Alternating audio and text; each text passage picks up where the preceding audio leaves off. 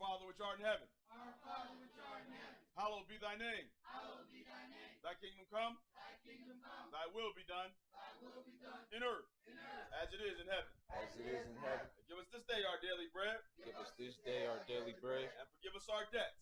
Give us our debts. As we forgive our debtors. As we forgive our debtors. Lead us not into temptation. And lead us not into temptation. But deliver us from evil. But deliver us from evil. For thine is the kingdom. For thine is the kingdom. And the power. And the power. And the glory. And the glory. Forever. Forever. In Jesus' name. In Jesus' name. Amen.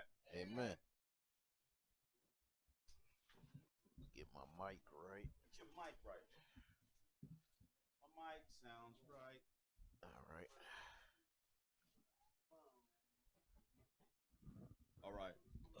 Mic check, volume. Good. 1, 2.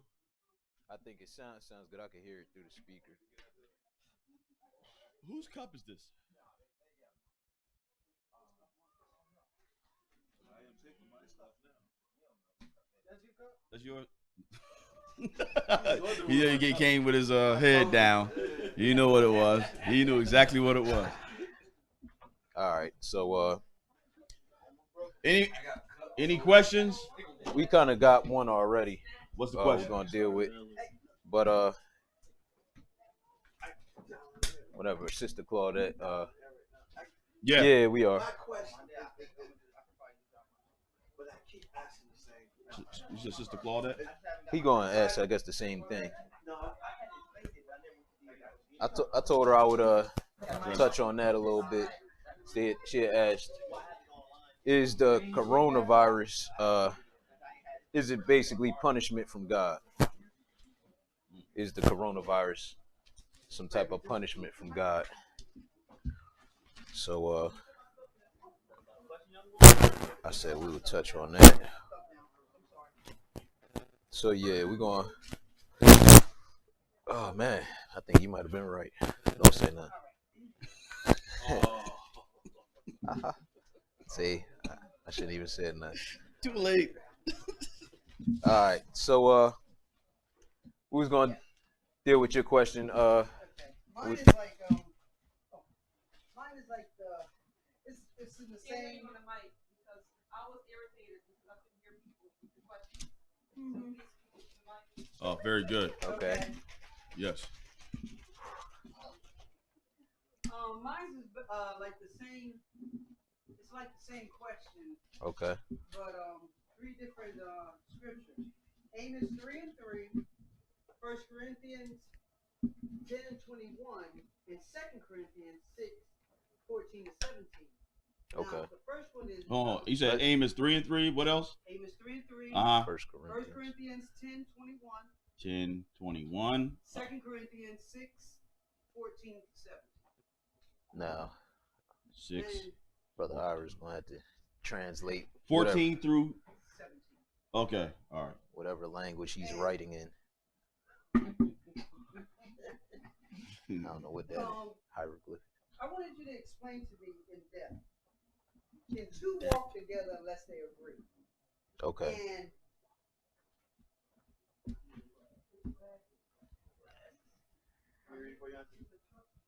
I don't know if you can read my handwriting.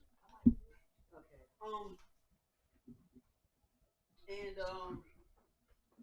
And can you explain? Can you drink? Yeah, and you cannot drink from the same. You can't drink from the cup of devils. What exactly does that mean? And what does it mean that light has nothing to do with darkness? Okay. What does light have to do with darkness? Like I know what that means, but like, can you explain a situation? Like, give an example. Yeah. That as well. Yeah, sure. Okay. In fact, we'll start out with that one real quick while it's fresh on my mind. Let's go to for 2 Corinthians 6 and 14. Let me make sure that's the one dealing with the light and darkness, right? Okay. Yeah, let's start off. And hold on a second. Anybody got another pen? I got no.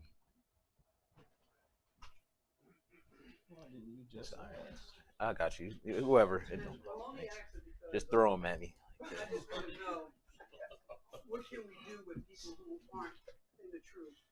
How far can we go with them? Okay. Good question. Great question. All right. And just give me 1 second. If you want to say anything, just write down some things before I forget.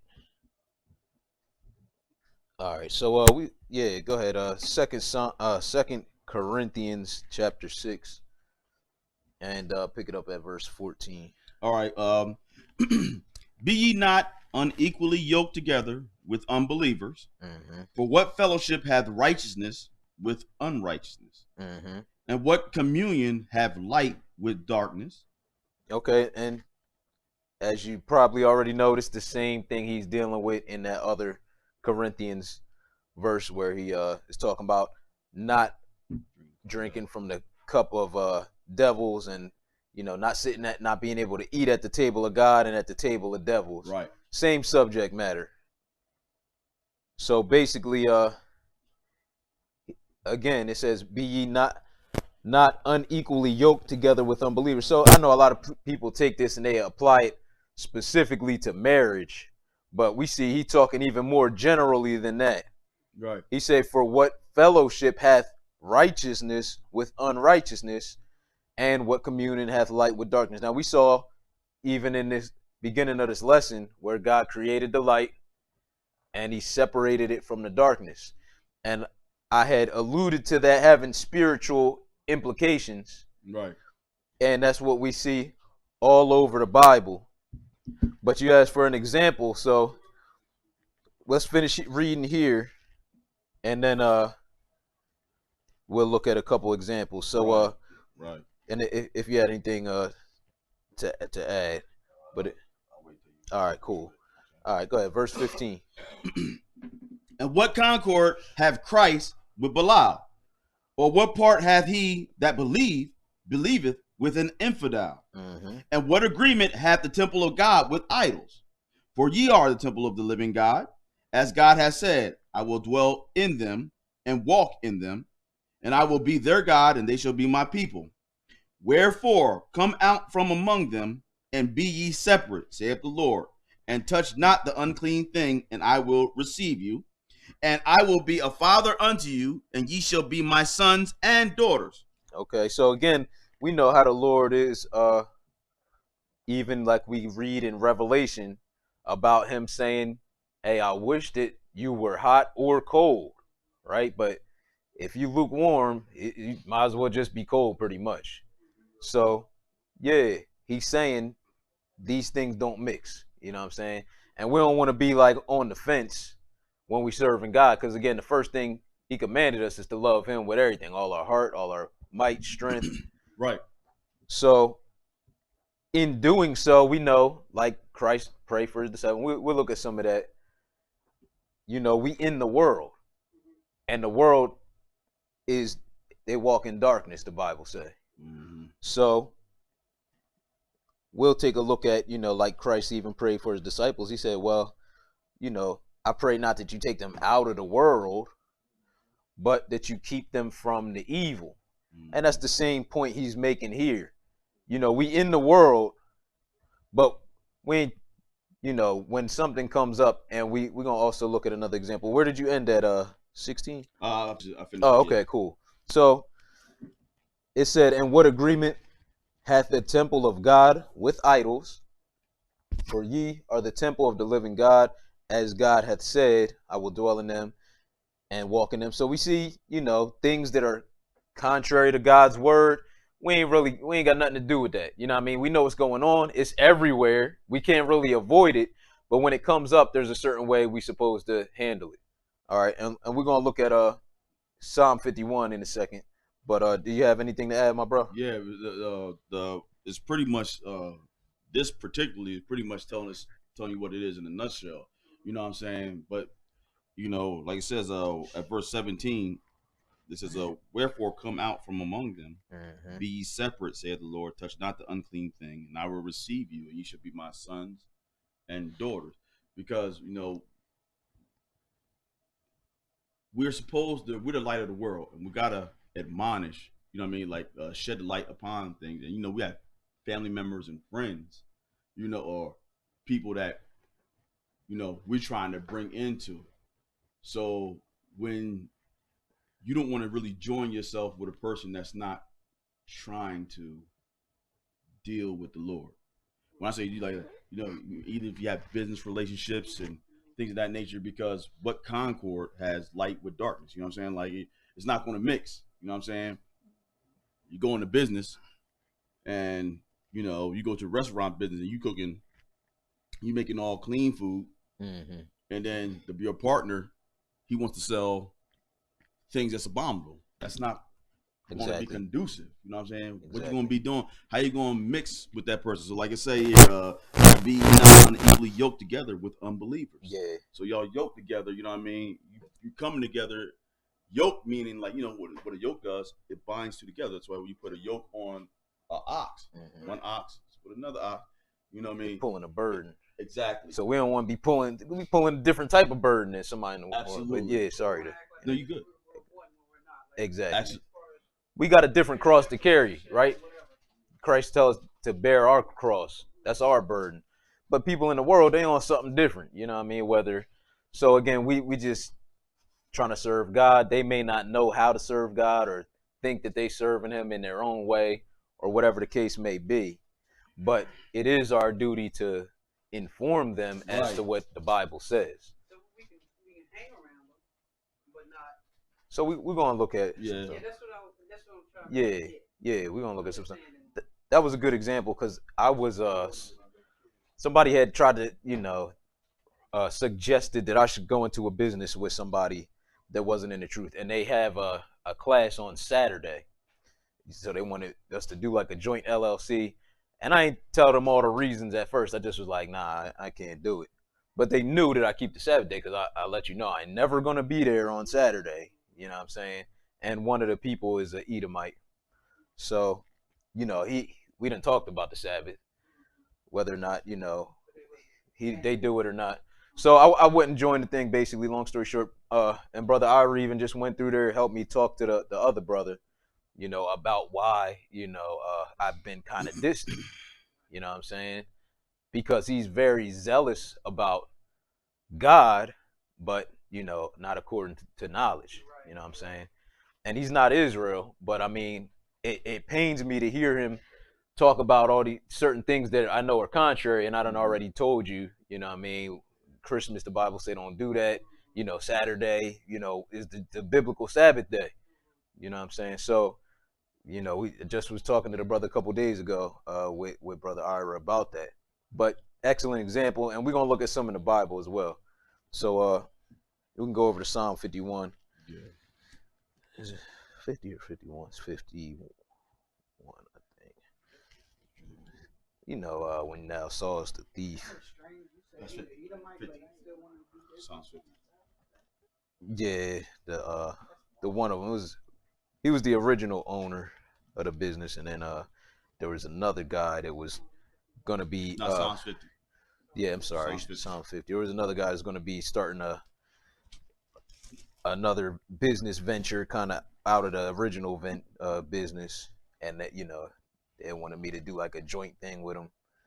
I'm like, Psalms 50. Yeah, Psalm 50 and verse 16. Yeah, thank you. Let's see.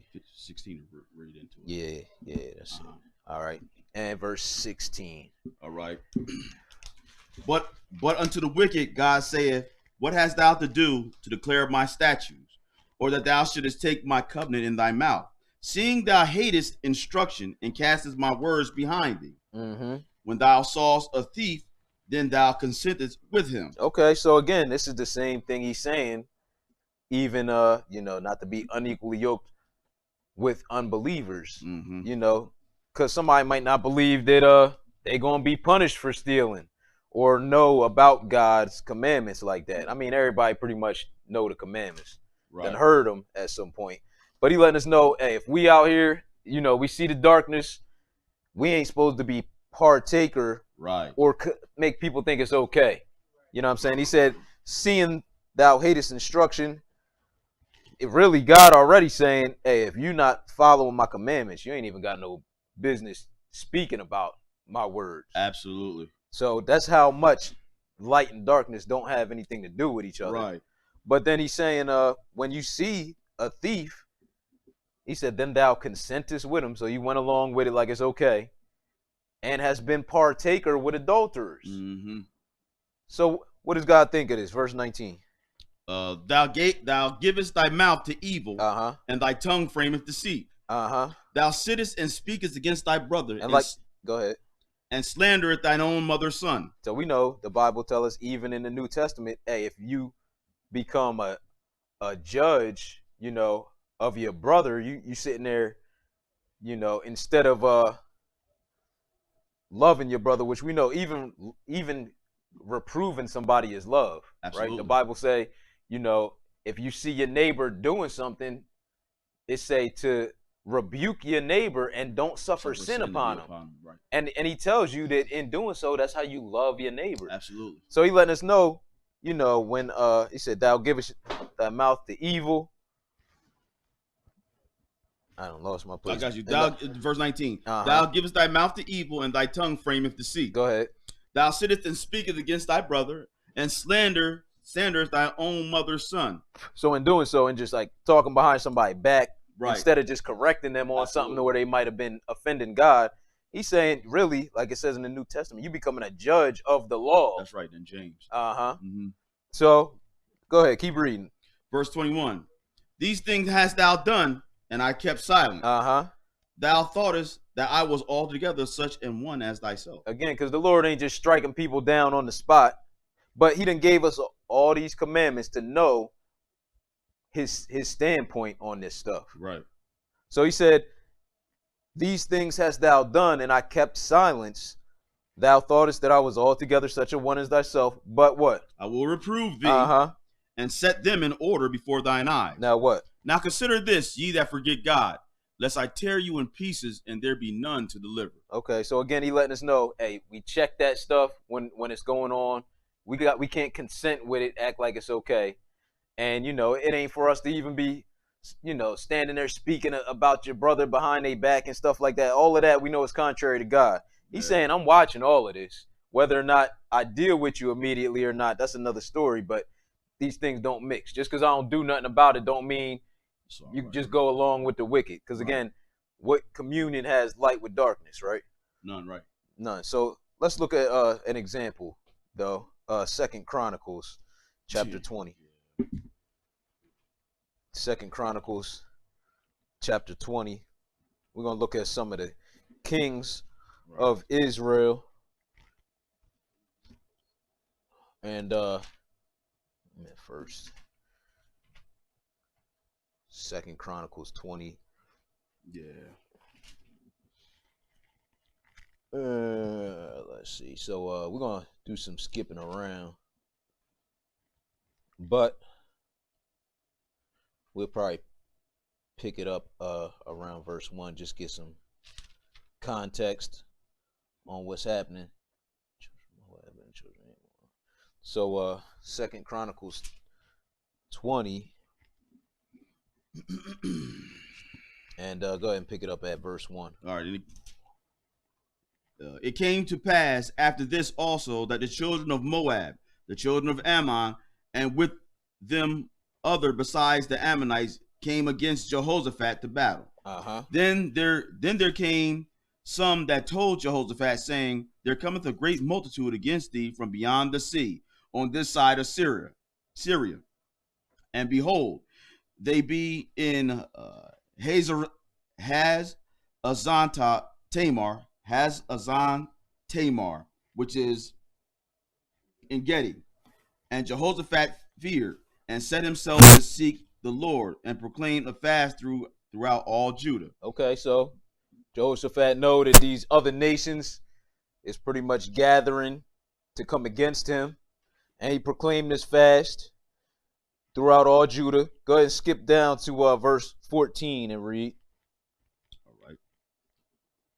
Then upon Jahaziel, the son of Zechariah, the son of Benaniah, the son of Jeiel, the son of Mattana, a Levite of the sons of Asaph, came the Spirit of the Lord in the midst of the congregation. And he said, Hearken ye, all Judah, and ye inhabitants of Jerusalem, and thou, King Jehoshaphat. Thus saith the Lord unto you, Be not afraid nor dismayed by reason of this great multitude, for the battle is not yours, but God's. Tomorrow go ye down against them. Behold, they come up by the cleft of Ziz, and ye shall find them at the end of the brook, before the wilderness of Jeruel. Ye shall not need to fight in this battle. Set yourselves, stand ye still, and see the salvation of the Lord with you. O Judah and Jerusalem, fear not, nor be dismayed. Tomorrow go out against them, for the Lord will be with you. And Jehoshaphat bowed his head with his face to the ground, and all Judah and the inhabitants of Jerusalem fell before the Lord, worshiping the Lord. So this was good, you know. The Lord, when they had proclaimed his fast, the Lord even gave him his word through this Jehaziel and let him know what was going to be. Skip down to verse 22 and go ahead. And when they began to sing and to praise, the Lord set an ambush against the children of Ammon and Moab and Mount Seir, which were come against Judah, and they were smitten.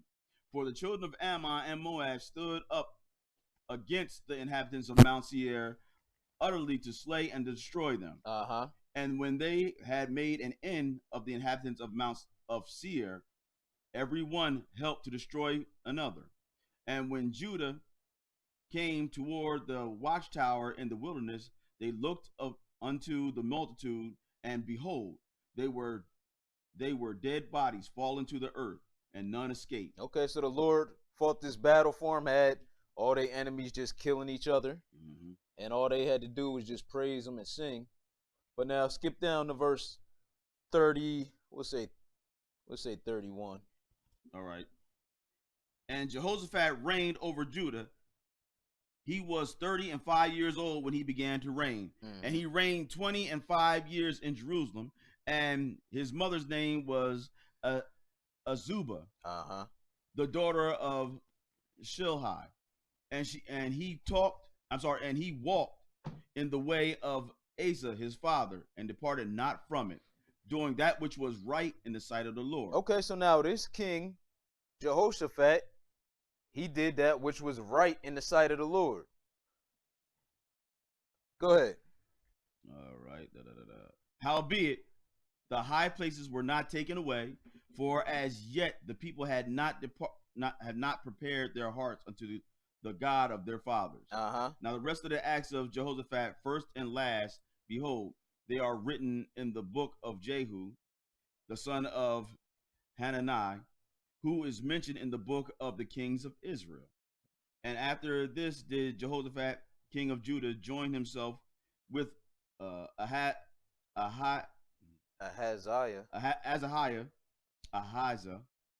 king of Israel, who did very wickedly. Oh, so now this righteous king, and the Lord been blessing him, we see, went even fought the battles for him when he had proclaimed this fast, and you know the enemies was coming against him. But now, after even all that, in this instance, he joined himself with Ahaziah,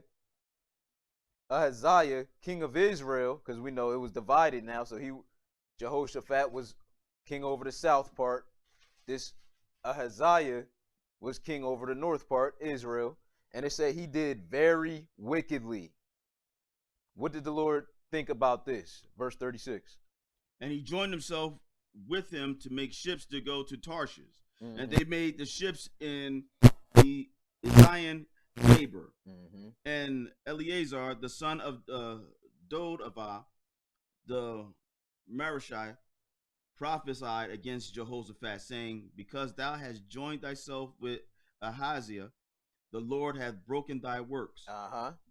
And the ships were broken, that they were not able to go to Tarshish. Okay, so we see the Lord, you know, he was fighting for Jehoshaphat when he was on his own when he was trusting in the Lord, and he ain't even had to worry about it. But he joined with this wicked king, made these ships. I think it was something to do with war or something. But again, the Lord broke these ships, you know what I mean, and let him know, you know, that it said the Lord, he said, because thou hast joined thyself with Ahaziah, the Lord hath broken thy works. And the ships were broken that they were not able to go to Tarshish. So we see the Lord able to even, you know, pull us out of these situations. And, you know, it's better to not even get involved. We see how the example that the Lord set with this king in destroying these ships when he joined with this wicked king. Right. And it's other examples, but let's take a look at the disciples, if you had anything to add. Wasn't another one where Ahaz? Ahab and Jehoshaphat. Yeah. Ahab. Yeah, and I didn't use that one just because now we know he killed the wicked one. Right. He didn't really put Jehoshaphat through no changes, but even though the wicked king was trying to set Jehoshaphat up, right. You know what I'm saying? So like, you know, when you're dealing with people that ain't in the truth, it's a much better chance they're gonna try to do you dirty anyway.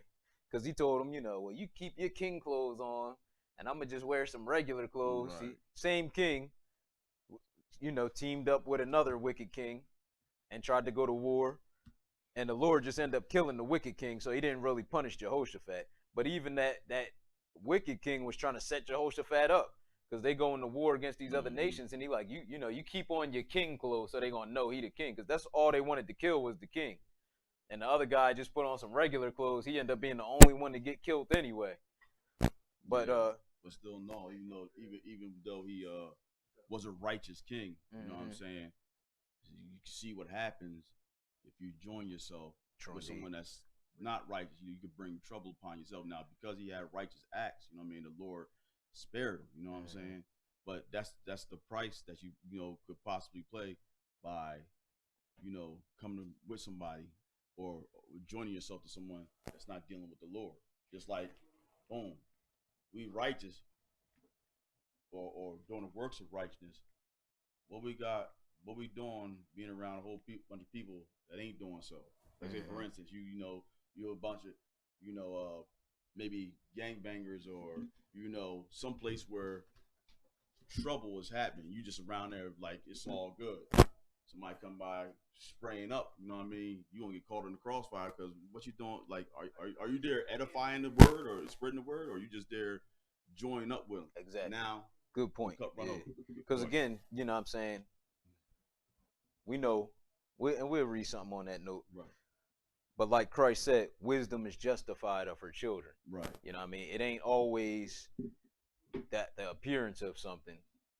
You know what I'm saying? Because God is looking at our thought process also. Right. Because people took the wrong outlook on what Christ was doing, right? A lot of the time. Yeah, they like, you know, yeah, exactly.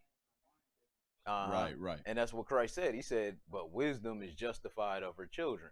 Because again, he not just hanging out with these people to be in the mix. He trying to be a doctor under them, bring them the word of God. He said the whole don't need no physician. Right.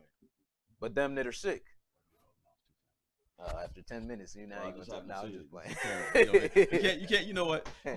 You can't do nothing with right? it. You know what I mean? He'd be closing out. He'd be like, "Oh, by the way, had a boogie in his nose the whole time." Like, yeah, this is what it is. So yeah, you know, the Lord looking at whether or not, because He's proving us all the time. Right. So, you know, even all throughout the Bible, I won't overload y'all with a bunch of stuff, but.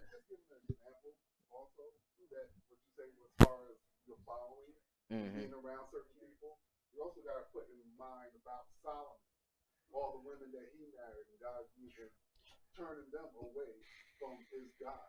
You got to be careful about the people that you're hanging with also. Yeah, most definitely. The Lord, when he made a law about that back in Deuteronomy 7, that's what he said. You know, he said it wasn't about race per se. He gave the reason why he didn't want the kings to be marrying, you know, even just the common people, for them to give their sons unto the daughters of other nations, and, you know, vice versa, because he said that they don't turn their heart from me.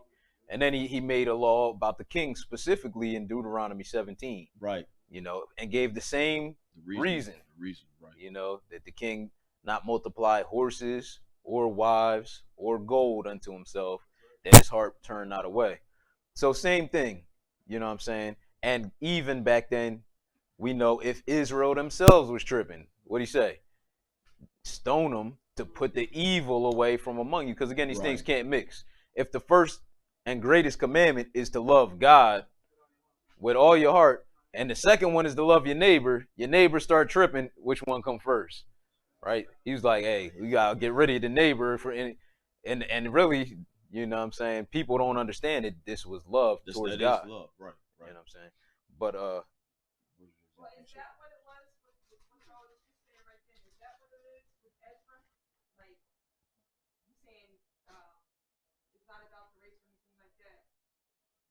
yeah, because they were you know, committing all type of sin against the Lord because of the other you know, the women that they had married that was from these other nations. Right.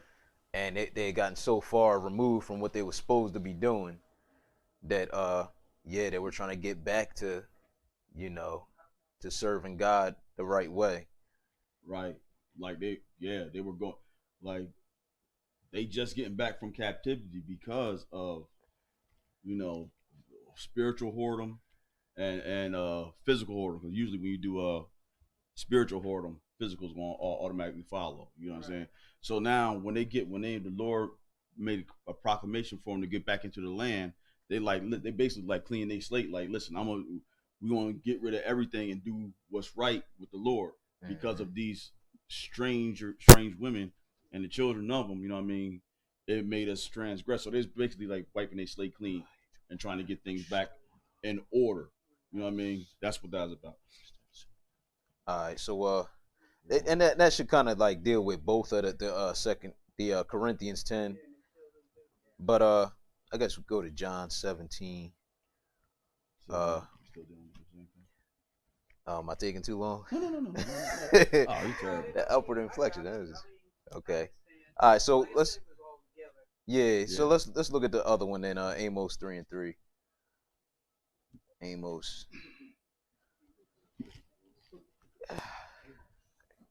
You're terrible. Well, you know, I wasn't even asking for that reason. Amos. I've been Amos saying 3. it wrong all this time. Oh, all right, because I don't think I could change that one on the spot. It's been too long. He gonna be Amos. But Amos 3:3. all right. So you know, and it's the same concept, but now we looking at it as opposed to man and his neighbor. We looking at God and man being on the same accord. So pick it up at verse 1, my bro. All right, hear this word that the Lord hath spoken against you, O children of Israel, against the whole family which I brought up from the land of Egypt, saying, you only have I known of all the families of the earth. Therefore I will punish you for all your iniquities. Mm-hmm. Can two walk together except they be agreed? Okay, so he letting us know what he's talking about. I done only dealt with you, Israel, only gave you my commandments. Therefore, I'm going to punish you for all your iniquity. And he go right into, can two walk together except they be agreed? What else? Can a bird fall? I'm sorry. Will a lion roar in the forest when he have no prey? So is the Lord doing all this to Israel for nothing, in other words? Nah, he done told us what to do. That's why right before that, therefore I will punish you for all your iniquities. Then he go into, can two walk together? Because y'all ain't listening. Now I got to punish y'all. That's what he's saying. So he said, can a bird fall in the snare? Or, I'm sorry, I did the same thing. Will a lion roar in the forest when he had taken no prey? Well, go ahead. Will a young lion cry out of his den if he have taken nothing? Uh-huh. Can a bird fall in a snare upon the earth where no gin is for him? Mm-hmm. Shall one take up a snare from the earth and have taken nothing at all? So obviously these are all rhetorical questions that the answer is no. It's a reason God is saying why he busting Israel's head, and it's for disobedience, because they're the only ones that he has known. Only family of the whole earth. Go ahead. 6. Shall a trumpet be blown in the city, and the people not be afraid?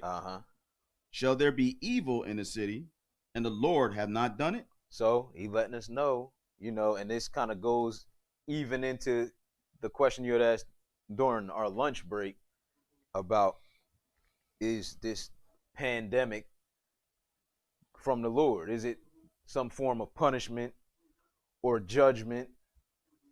Now we know it ain't got nothing to do with, the judgment day per se, but yeah, the Lord is weighing in because he's allowing it to happen. Absolutely. You know what I'm saying? He said, shall a trumpet be blown in the city and the people not be afraid? Shall there be evil in the city and the Lord hath not done it? And we know, hey, this was punishment. We go back to Deuteronomy 28. He told Israel, these plagues that Egypt going through, even ones that's not even written, that they didn't go through, I'm going to put on y'all if y'all don't listen. It's going to be part. So that's the same concept. We noticed what he did back with Israel and delivering them from Egypt on a scale between those two nations. He's going to do worldwide when he returns. And it's going to be for punishment. And we could look at some of that, when the Lord pouring out these plagues in Revelation, he going to be giving man a chance to repent. And men still going to be, they say they're going to be getting scorched with the heat from the sun. They still going to be blaspheming God. So he's trying to get them to repent, to hearken to his commandments. But again, this is punishment. This is how the Lord used punishment to turn people. Because again, he could let people just go on and just keep on sinning and end up in an even worse place. We know the Lord do that with individuals. But we know that as it nears the end, he's going to be waking up the whole world with the same type of stuff we dealing with. It's just the beginning. Right. So,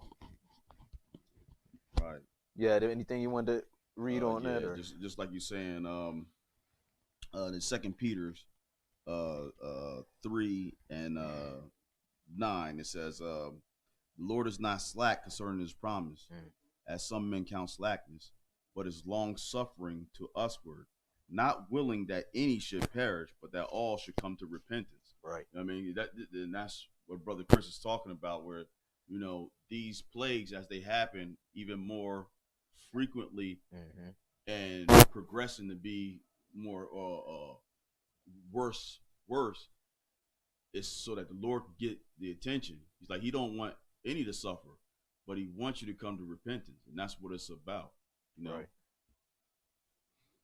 And as far as one more place, bro, you pretty much got it with being unequally yoked with people. But I want just turn to 2 John and look at this one right here. I got you. And what verse? Pick it up at verse 8. 2 John, verse 8. Go ahead. Look to yourselves that we lose not those things which we have wrought, but that we receive a full reward. So this is what it is. We got to receive the full reward, okay? So when you are joining yourself with people that's not believing the same thing that you're doing. Now, we are admonished by the Lord to go out here and preach the gospel and teach the gospel and let people know their transgressions. And it's not something that's going to be popular. But, like Paul said, I became all things to all people so that hopefully he may save some. So you're going to have to put yourself out there. So, but being there to teach the word and be around people long enough so that you can mark a seed doesn't mean you stay there and deal. If a person's like totally not you trying to find out, Lord, then you don't join yourself to them. You understand what I'm saying? Right. And that's what this is alluding to, because you don't want to mess up your crown. Because you know what, like Brother JD has said, it's easier to pull somebody down than to pull someone up. And so while you're trying to pull people to you, if you're not strong enough, you'll end up getting there habits. You know what I'm saying? So, evil communication and corrupt good manners. Right. You know what I'm saying? So it's like, that's what it is. So now you got to always be mindful of that. So it says, look to yourselves that we lose not those things which we have wrought, and that we may receive a full reward. Remember too, also, we're supposed to abstain from all appearance of evil too. These are all things, because you never know how people are looking at you. And when you're around people, some people could be weak-minded. They find out that you've been proclaiming that you're Israel and that you keep the commandments and everything, but then they find you always around someone that is known to be transgressing the law. They're going to think that they may think that it's okay for them to do whatever, because they're like, well, I see you talking about you with the Lord and you Israel, but why you always hanging with this person that's lying, cheating, stealing? You know what I mean? Like, oh, you think it's all good? Why don't you rebuke him or her? You dig? So look what it says, verse 9. Whosoever transgresseth and abideth not in the doctrine of Christ hath not God. Period. So peep that. Whosoever transgresses, which is break the law, right, and abide not in the doctrine of Christ, they don't have God. That's number one. Go ahead. He that abideth in the doctrine of Christ, he hath both the Father and the Son. Now, with this in mind, what we saying, be not unequally yoked with non-believers. You know what I'm saying? But what does what does light have to do with darkness? You know what I mean? What does the temple of God have to do with idols? Idols. You know what I'm saying? Just keep this in mind when you're being around someone or trying to make affinity or join with someone that don't believe like you do. So it says, whosoever transgresses and abideth not in the doctrine of Christ have not God. He that what? Abideth in the doctrine of Christ, he hath both the Father and the Son. If there come any unto you, and bring not this doctrine, receive him not into your house, neither bid him Godspeed. For he that biddeth him Godspeed is partaker of his evil deeds. So you see what I'm saying? So if they don't believe like you and don't come with you with the same doctrine, like, man, you really ain't supposed to bring these people into your house. You know what I'm saying? So how you going to join yourself with somebody if they adamant like this is not what I'm doing. This is not what I'm about. You know what I'm saying? So now Godspeed is being like, God bless you or God be with you. Yeah. You know what I mean? God be with you. You know what I'm saying? Like, that means he about to go out and, yo, bro, I'm about to go to this club and you see them chicks over there, man? I'm about to go do all this. All right, it's like you saying, all right, bro, God be with you. I holler. Yeah, basically. Like, oh, nah. Same thing we was just reading in you know what I'm Psalm. saying? You know what I mean? Yeah. Consenting with an adulterer or a thief. That's all I have. Instead of checking them. So that's it right there. Yup. Hey, when you said like if they don't believe the same thing you do, like they shouldn't be in your house, like is that like a real thing? Like you're supposed to go? Absolutely. And see, again, what this is really dealing with, what this is dealing with, is saying if somebody, say like Jehovah's Witnesses come knocking on your door, just talking about somebody, they come and bringing a doctrine to your door. It's not just, maybe one of your friends you grew up with didn't see in a long time. It's not just talking about anybody. It's talking about somebody coming to bring you some doctrine. And you like, oh, come on in. God be with you when they leave, and they saying things that's contrary. It's dealing with somebody that's trying to bring you a doctrine about God. That scripture. Yeah, so that's what we already, when it comes up, something come up, you got to let them know what thus saith the Lord. You know what I'm saying? And if somebody keep, you tell them over and over, hey, after one or two, consider them a heretic. Right. Because we don't want to be hanging out like it's all good and I done told you offended God. Now when you don't see me no more, you're gonna start to consider, why I don't answer the phone, why I ain't seen Chris in 3 years, you know what I'm saying? Like I don't you vexing me every time I'm around you with what is an offense to my God. You know what I'm saying? So you're trying to gain people, but you can't just get caught up in their lifestyle like brother was saying, because we all coming out of that, and ain't nothing. And Chris said, one second. Chris said something that was very key too. You know what I'm saying? like after one or two admonitions, you know what I'm saying? You gotta, let them be, because one, they're gonna be like denying Christ. They just chalking up, they chalking up ticks against themselves. You know what I'm saying? And you don't. Then, if you stay around them, and you dealing with the Lord, your spirit's gonna get pricked, and you can mess around and make the Lord get mad at you because so it's all good. Oh, you having fun with Bo Boy? Oh, it's good. Oh, that's how you feel about it. So you can't stick up for me. You can't draw the line. You know what I'm saying? So there's it can go both ways. So it's like after you talk to somebody for a little while, you know what I mean? Because we got to bring people in, but you got to use discernment and good judgment. After a little while, you got to start separating yourself away.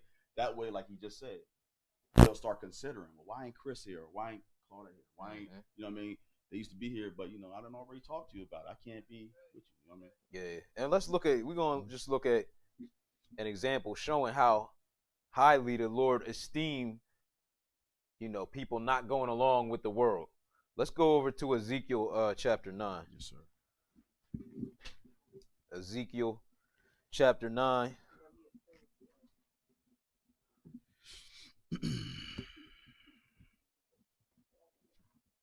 Yes, sir.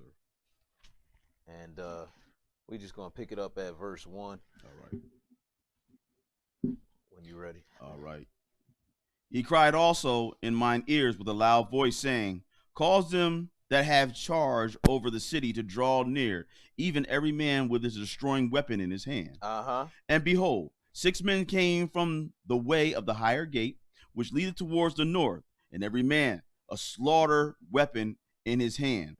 And one man among them was clothed with linen, with the writer's inkhorn by his side. Okay, and what? And they went in and stood beside the brazen altar. All right, so now we're going to see this man with the linen, definitely an angel. Right, and they seem like all these people here is angels. The Lord sending them out to handle some business, right? We see they all got a slaughter weapon in their hand. But now let's see what's going to be the determining factor on who they kill or don't kill. Verse 3. And the glory and you got it. And the glory of the God of Israel was going up from the cherubim, up whereupon he was, to the threshold of the house. And he called to the man clothed with linen, which had the writer's inkhorn by his side. Go ahead. And the Lord said unto him, what'd he say? Go through the midst of the city, through the midst of Jerusalem, and set a mark upon the foreheads of who? Of the men that sigh and that cry for all the abominations that be done in the midst thereof. See, they in the middle of all these abominations, right? All this wickedness, right? But they stand out because they not with the program. He said this is vexing them the same way Lot was in Sodom and Gomorrah. Right. They sighing and crying for all the abominations that's done in the midst thereof. The Lord gonna mark these men. They gonna stand out to him. So again, hey, the same way we read in Psalm, when you saw a thief, you consented with him. These people letting the thief know, hey, thou shalt not steal. You know what I mean? They being vexed by the wickedness. They clearly not mixing in the light and darkness. Right. You know what I'm saying? And what? Verse 5. And to the others he said in my hearing, go ye after him through the city, and smite. Let not your eyes spare, neither have ye pity. On who? Slay utterly old and young, both maids and little children, and women, and come not near any man upon whom the mark, is the mark. See, the Lord, he's sealing his people. Same way we know the beast gonna be trying to seal the whole world, cause them to get a mark on their forehead. The Lord got an angel sealing, putting a mark on the foreheads of those, again, that sigh and cry for all the abominations done in the midst of the city. So again, this just goes to show how highly the Lord esteemed people that are checking the wickedness. You know what I'm saying? That even though they surrounded by it, they not a part of it. It's vexing them. All right, because this is who he marking to keep alive. Absolutely. And he says, begin at my sanctuary. Yeah. So if you got understanding, you know what I'm saying, the Lord brought you out of darkness, to be like a watchman, this is where you're going to start. He gonna start with those that know to Mm-hmm. do better. You know what I'm saying? True indeed. So, hopefully that answers your question. Praise the Lord. Next. The most difficult thing about that though is how do you deal with your family like that? Same way Jesus did. Mm-hmm. Oh, can't talk to you. Yeah, I know. I got so much children. I made my mom walk home, bro. Well, I didn't make her, but she made herself walk home. I mean, I don't talk to a few of my children right now. I mean, my oldest, a couple of them because they just young and mom doing something crazy, but it's all because of my lifestyle. You know what I'm saying? So it's like the Lord tells you in the book, Mm-hmm. like this is what's going to happen. Yup. Like it's not a joke. It's not a game. Like he going to draw the line in the sand and then see if you about it. You know what I'm saying? So it's like, you know, say it again. Say that one more time. You say, hey, Lord, your brother and your sister, your mother and your brothers desire to talk to you. So, well, who is my mother? Who is my brother? But those that do the turn to his disciples. Said, but those that do the will of my Father, which is in heaven. Right. So, like, you see, you're acquiring the mind of God. This is what we're doing. This is what this is about. This is to prove if you're going to become God or not. See, because all souls belong to God, right? That's right. All of them, right? So on Judgment Day, he looking at like, all right, well, who obeyed me? You know what, Dad? You know what, that Job, that Moses, they really obeyed. They was really good. You know what I'm saying? What made them good? Because they was doing righteousness. Like it say in Ezekiel, it says 12, right? It says if I bring sword or pestilence or anything upon the land, you know, as the Lord's soul liveth, you know what I mean? If these righteous people, Job, Daniel, and Moses was in the land, they are not going to save son, daughter, or anything by their righteousness, so to speak. You know what I mean? They're only going to be saved by their own righteousness. Right. You know what I mean? Like they can't come in on coattails of nobody. And the Lord, he's going to judge. He ain't judging from like, man, you did a whole good. Your little life was real straight. You had real good works and everything, but if you disobey him, bye, and you gotta understand that the Lord is a killer because he drowned the whole world. Right. You know, was it? Did he have a bleeding heart? Was it like, oh, my bleeding heart, whatever? The Lord was going to kill our forefathers how many times? And Moses had to intercede on him. Like it's not a game. You know what I'm saying? Korah and his company, you know what I mean, got his whole family murked. They had to open the ground, open up, and then a bunch of people. Like he's not playing, man. Like it's don't let your little heartstrings. I mean, it's easier said than done. That's why we got to do this every day. This is why we got to stay in this book. But yo, man, if they ain't for the Lord, then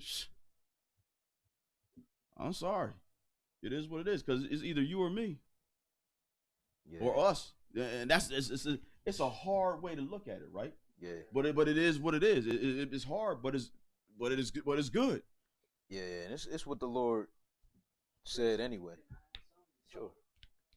There's nothing wrong with because even though I do keep a distance, and I don't know, it might be different because they have, to me, they still not in it.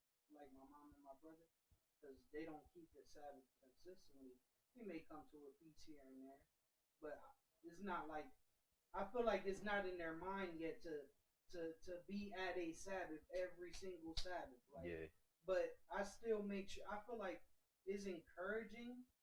For it depends how your family is. Definitely. Yeah. Because if I keep up with them, if I'm like, how y'all doing? I love y'all. I hope y'all doing okay. How y'all week going? How y'all day went?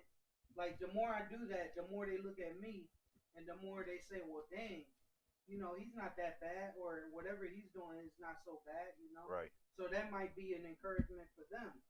So it depends. I mean, it's like. Yeah, it and definitely. I go over and visit, but I don't go for no Christmas. Yeah. Not that they do that anymore, but when they was, I wasn't going over for no Christmas. I wasn't going for no Thanksgiving, for none of that stuff. and I would go to hang out just for a little hour. Like I'll come over, have dinner, and that's it. Make sure it's nothing in there that I don't eat. You know, because if not, I'm just not gonna eat. You know. Yeah. But that's how I deal with it. That's I'm just giving y'all like an experience maybe that may help. It depends how y'all family is, or you know what I'm saying. Yeah. But like my grandma's, I barely talk because she called herself a pastor. So, but the last time I talked to her, she said she learned something from me. So, Yeah. like he said, you know, it depends on who they are. You know, it depends how they want to open their ear.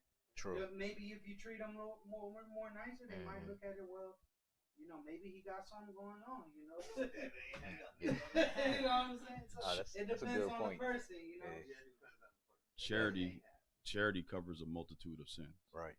You understand? So when you look at if you don't mind, bro. Nah, not at all. If you look at you got to understand, because of the charity of the Lord so loved the world that he gave his only begotten son, that whosoever believeth on him should not perish but have everlasting life.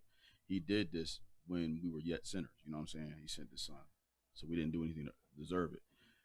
So it say a live dog is better than a dead lion. You know what I mean? While you're alive, you have a chance. And we never know what seed the Lord is going to bring to fruition, because it's all the Lord's work anyway. So one man plant, another man water, but God give the increase, right? Yes, sir. So, you know, who knows? And like, it does definitely depend on your family members. Yeah. You got to discern what's going on. But when I look at this 1 Corinthians chapter 13, it's going to tell you about charity, because we love our loved ones. We love our families. You know, we don't want to see them go, but it comes to a point, you know, only you know, and the Lord will give you a discerning spirit when to start drawing a line and coming back and pulling. Yeah. You know what I'm saying? So look at this 1 Corinthians 13 and pick it up at verse 4, bro. Charity suffereth long and is kind. See that? Keep going. Charity envieth not. Charity vaunteth not itself, is not puffed up. So listen, charity or love suffereth long. You like, man, hey mom, I deal with it even with my mom, my pop. I'm like, man, I'm always talking about the Sabbath day, you know, and when I go and visit, I don't even talk about the word of God with them, right. You know what I'm saying?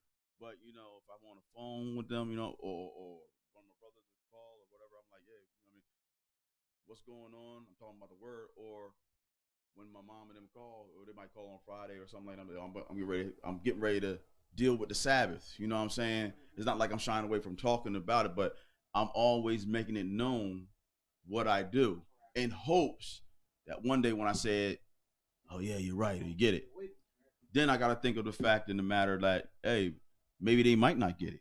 Maybe they might not get it while I'm living. Like, man, I tell you, man, me and the brothers be talking. He be like, yo, you know, what if it might take you to die in order for people to get it? Would I still be happy? I mean, as long as they make it, is it? Would that be conducive? Would it be good? I would have to say yeah, because you don't want to see them fail.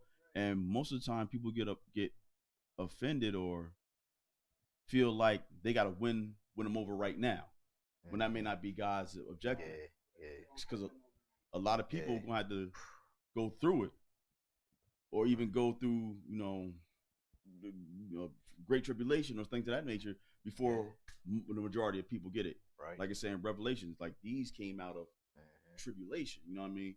So, keep reading, bro. So, verse 5. Doth not behave itself unseemly. Go ahead. Seeketh not her own. Is not easily provoked. Thinketh no evil. Rejoiceth not in iniquity, but rejoiceth in the truth. Now look at verse 7.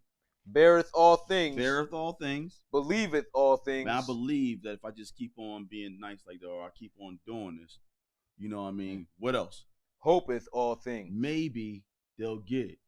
So I just don't cut them all the way off, you know, completely.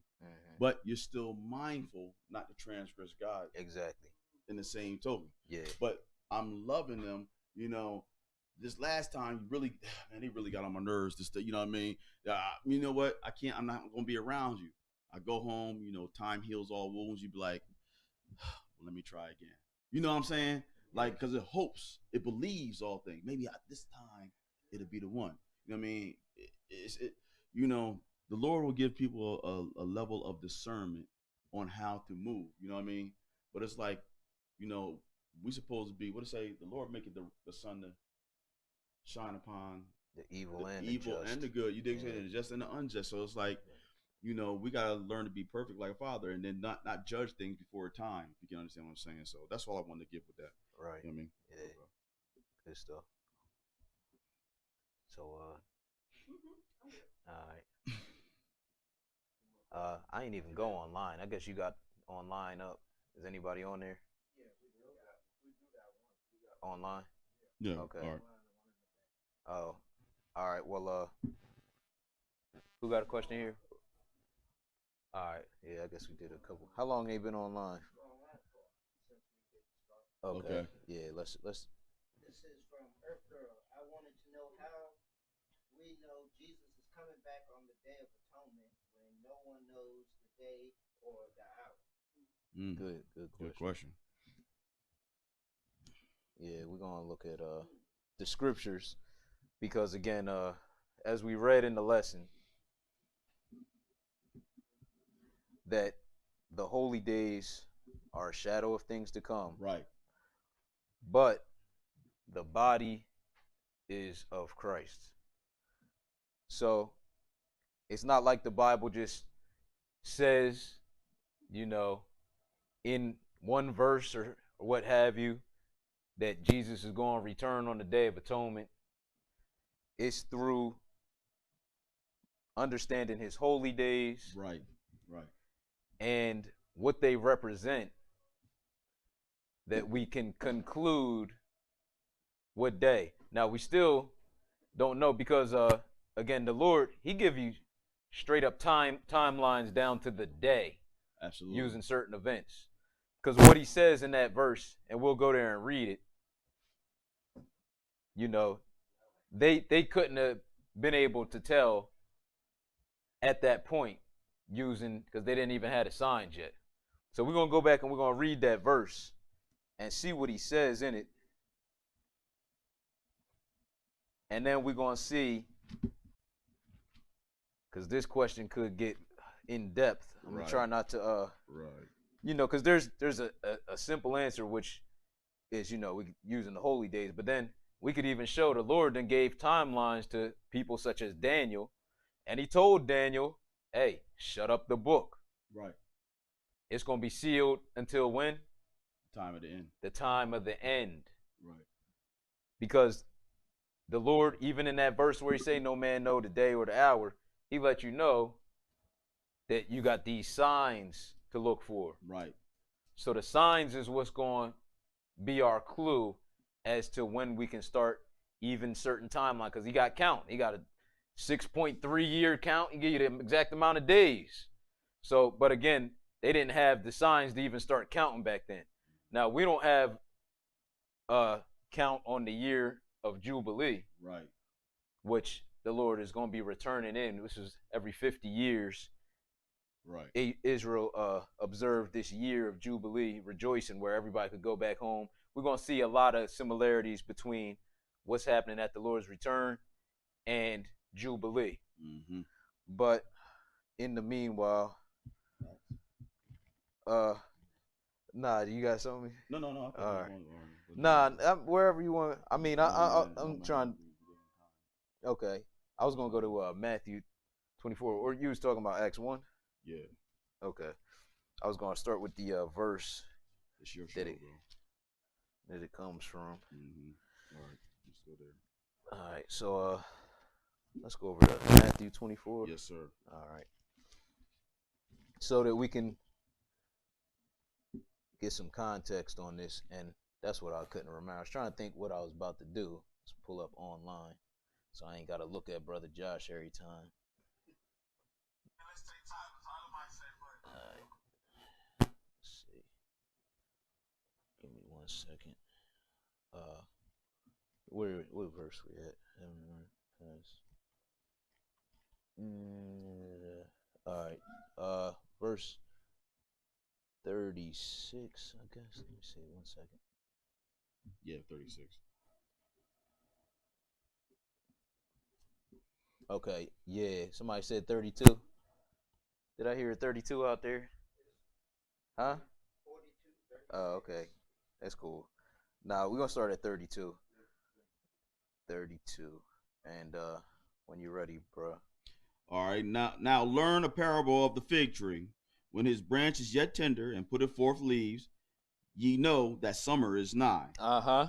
So likewise ye, when you shall see all these things. So now notice he said, when you shall see all these things, because we read this earlier in the lesson. His disciples had asked him, when shall these things be? Talking about the destruction of the temple, which they were already showing him the rooms. And we read where he told them in this same chapter that it was going to be destroyed. It wasn't going to be one stone upon another. But then they said, when shall these things be? And right, what shall be the sign of thy coming and the end of the world? So he's still answering that. And he done took it all the way down to tribulation and his second return. But now he tells them, right after he get done telling them all the stuff that's going to happen, he says, now learn a parable of the fig tree, which, he said, when his branch is yet tender and putteth forth leaves, ye know that summer is nigh, is close. When you look outside, you see the plants budding and stuff. You know summer's around the corner. He said, go ahead. Okay, verse 34. 333 again. I'm sorry, that was my fault. So likewise ye, when ye shall see all these things, know that it is near, even at the door. Okay, so he said, so likewise, when you shall see all these things. Now we know he's talking to his disciples. They're going to write this down later, and it's going to get spread everywhere, the gospel. But we know they dead and in the grave. This wasn't for them. But he's talking to us to see these signs. He says, so likewise, ye, when ye shall see all these things, know that it is near, even at the door. Go ahead. Verily I say unto you, this generation shall not pass till all these things be fulfilled. Heaven and earth shall pass away, but my word shall not pass away. Go ahead. But of that day and hour knoweth no man. No, not the angels of heaven, but my Father only. Okay, so it says what it says. It says nobody knows the day nor the hour, but he just admonished us to look for these signs. So the signs, and we'll probably stop through and touch on Daniel just because that will kind of show that this stuff wasn't for the disciples. It's the same way he told Daniel, you're going to seal this up till the last time. Then it's going to be revealed. Then knowledge going to be increased. So let's go over, because he even gave us a sign in this chapter. He told us about the abomination of desolation. When you see that, and he told us what to do. They ain't have, he was way beyond their time. He hasn't even been here yet, even though we know it's getting close. But again, once we see that, we know he gave us an exact amount of days. He tell you how long it's, you got to get into the wilderness. But again, it's only when you see that sign. And that's what he's telling them to do here. So we'll start with the holy days as well as going to do. Because in that Matthew 24, what's the verse above where we started? What we started at 32? We started at 32. Pick it up at, I guess it's 31. 31. Yeah. It says, and he shall send his angels with a great sound of a trumpet. With the what? With a great sound of the trumpet. With a great sound of a trumpet, he going to send his angels and do what? And they shall gather together his elect from the four winds, from one end of heaven to the other. Okay, so they going to gather his elect from the four winds. What's that? That's north, south, east, west. Okay, all over the earth. Right. Earth. Let's go over to Isaiah real quick. We're going to see who his elect is. 44 or 45. 44. Isaiah chapter 44.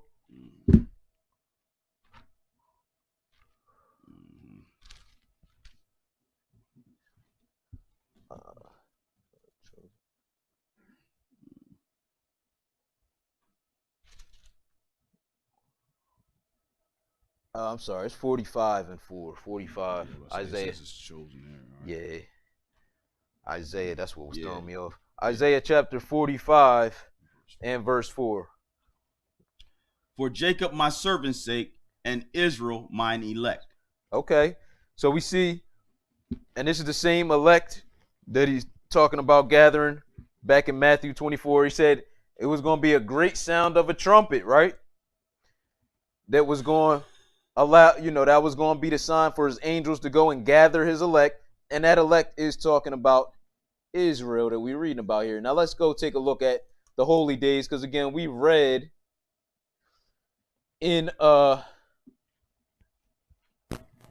Colossians 2 and 16 earlier during the lesson, 16 and 17, we read that the holy days are a shadow of things to come. Now we saw Christ say, when you see all these signs, hey, just like when the tree is the twig is tender or whatever, and is budding, summer is nigh. So when you should see all these things, know that it's near, even at the door. Let's go over to Leviticus chapter 25. We're going to go back and look at what used to happen on the Day of Atonement, Right. in the year of Jubilee. Yes, sir. Again, Jubilee was every 50 years. Right. The same way the Lord got a 50-day count on Pentecost, he had a yearly count for Jubilee. Absolutely. And on this day, we're going to just let the Bible explain, because I'm talking too much. What verse? All right, verse 8. All right, go ahead. And thou shalt number 7 Sabbaths of years unto thee, 7 times 7 years. Mm-hmm. And the space of the 7th Sabbath of years shall be unto thee 49 years. Same thing he told him about how to count Pentecost. He had 7 Sabbaths, and then the next day on the morrow it's going to be 50. Same thing, the Lord doing that with years here, dealing with this Jubilee. Go ahead. Then shalt thou cause the trumpet of The what? The trumpet Uh-huh. of the Jubilee to sound on the 10th day of the 7th month, Okay. in the day of atonement. On the Day of Atonement, which it explains now in the 23rd chapter. And we just read about a trumpet in Matthew 24. Right. At that sounding of that trumpet, it said his angels was going to gather his elect, That's right. who we just read is Israel, Mhm. from the four corners, right? That's right. Okay, go ahead. In the day of the atonement shall ye make the trumpet sound throughout all your land, Uh-huh. and ye shall hallow the 50th year, and proclaim liberty throughout all the land unto all the inhabitants thereof. Oh, so on this 50th year, we're going to sound the trumpet on the Day of Atonement. Now, again, we don't know what the count of this year is now anymore. Israel done went into captivity. So many times. Couldn't tell you where the year of Jubilee is coming. It could be 2020. I hope not, because they done took Bro, away all kind of freedom. Yeah. You quarantine, let alone supposed to be free. But go ahead. All right. It shall be a jubilee unto you, and ye shall return every man to his possession, and ye shall return every man unto his family. Okay, now notice he said Right. every man is going to return to his possession. He's talking about going back home, going back to your homeland, Right. if you will. Right. Because now at this time, it's going to be so bad on the planet. We're going to read it, but hey, people they're going to be going to find their own nation of people. Guess who ain't going to know where to go? Nobody from nowhere, No one from nowhere. and huh? don't care. Right. So it's going to be some other people even helping out with that process. But the Lord is going to be behind all of it. So what verse was that, bro? We're at verse 11 now. Brother. Okay, I'm going to reread 9. Then shalt thou cause the trumpet, keep that in mind. This trumpet is key, of the Jubilee to sound on the 10th day of the 7th month. In the year of atonement shall ye make the trumpet sound throughout all your land. And ye shall hallow the 50th year, and proclaim liberty throughout all the land unto all the inhabitants thereof. So anybody that was a bondman, they had been bought for money or whatever, they were free. All kind of debts and stuff were free. They were free even every 7 years. That's where America get these tax laws, as far as your credit go back. But on this 50th year, hey, everybody was free to go back to their possession and to return unto his family, their home Absolutely. country. Yeah. Go ahead, verse 11. Okay. Unless you had anything to add. No, I'm just saying through the whole 25, it lets you know exactly what happens in there, whether you have bond servants, maid servants, if you sold your land to somebody for a particular time. You know what I mean? The Lord already had his his own like day or the Lord's like a bankruptcy or so to speak, where the Lord can clear you of all debts, even once every 7 years. I mean, every 7 years. But this particular on the 50th year is like you're free from everything. If you had sold your land to somebody, they got to give it back. You know what I mean? You know, you look at you and you figure 50 years after 50 years, they done got whatever they needed out of it. You know what I mean? So it's like you know, man's life is what three score and 10. So you sold something for 50 years, they had a lifetime of profit. Also, like you got to look at it that way. You know, everything that this world has done and got laws look like it's a problem if you get bankruptcy so you can reestablish your credit or whatever. They made it like it's a problem. They made laws about that when the Lord did this every 7 years regardless. But it's just that on the 50th year, if you were sold into bondage, if you sold lands off for everything, the people were supposed to give it back to you. Like you're supposed to have an inheritance because this is all God's property anyway. And he distributed it to the nations. And that's why in the 50th year, everybody gonna go back to their own land, their own nation, so to speak. And they're gonna be able to sit underneath their own fig tree and no one's gonna be able to say not do anything. Like we don't have that type of freedom now. Right. So that's what this is about. So at verse 11, he says, a jubilee shall that 50th year be unto you. And ye shall not sow, neither reap that which groweth of itself in it, nor gather the grapes in it of thy vine undressed. Okay, so this was even a Sabbath year, which he was talking about when we first started this at verse 8. Because the Lord had years of Sabbaths of years also. Every seventh one, people that farmed were not supposed to sow and reap. Whatever grew was going to be for the poor and for the animals. So this would have fell on, this is a Sabbath year also because he said to hallow it or make it holy. Right. But go ahead. Verse 12. For it is a jubilee. It shall be holy unto you. Ye shall eat the increase thereof out the field. In the year of this jubilee, ye shall return every man into his possession. Okay. So we're going to pause right there. So we see a couple similarities between the Lord's return, this trumpet being blown, and his angels going out to gather his elect from the four winds. Now we see that this happened already. God had established a law back here in Leviticus 25. Every 50 years, this was supposed to happen on the Day of Atonement, also with the sounding of a trumpet. Right. Now let's go look at Joel, the prophet Joel. I think it's chapter 3. Chapter 2, right? Blow ye the trumpet in Zion. It's in both chapters, but it's one in particular that I'm looking for. Let's see, 7:27. This is going to 3 and okay. All right. So, all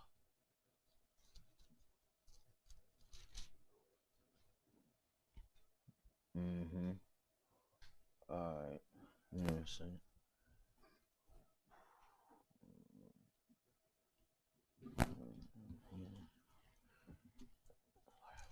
13.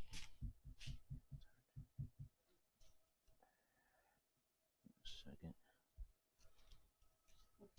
No, he took.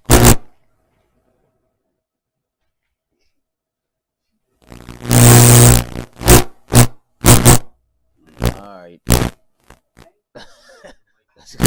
What's going on? That sounds manufactured. Nah.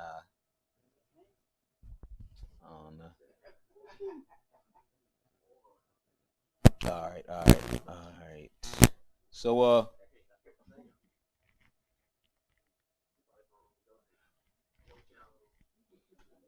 let's try Isaiah 13. I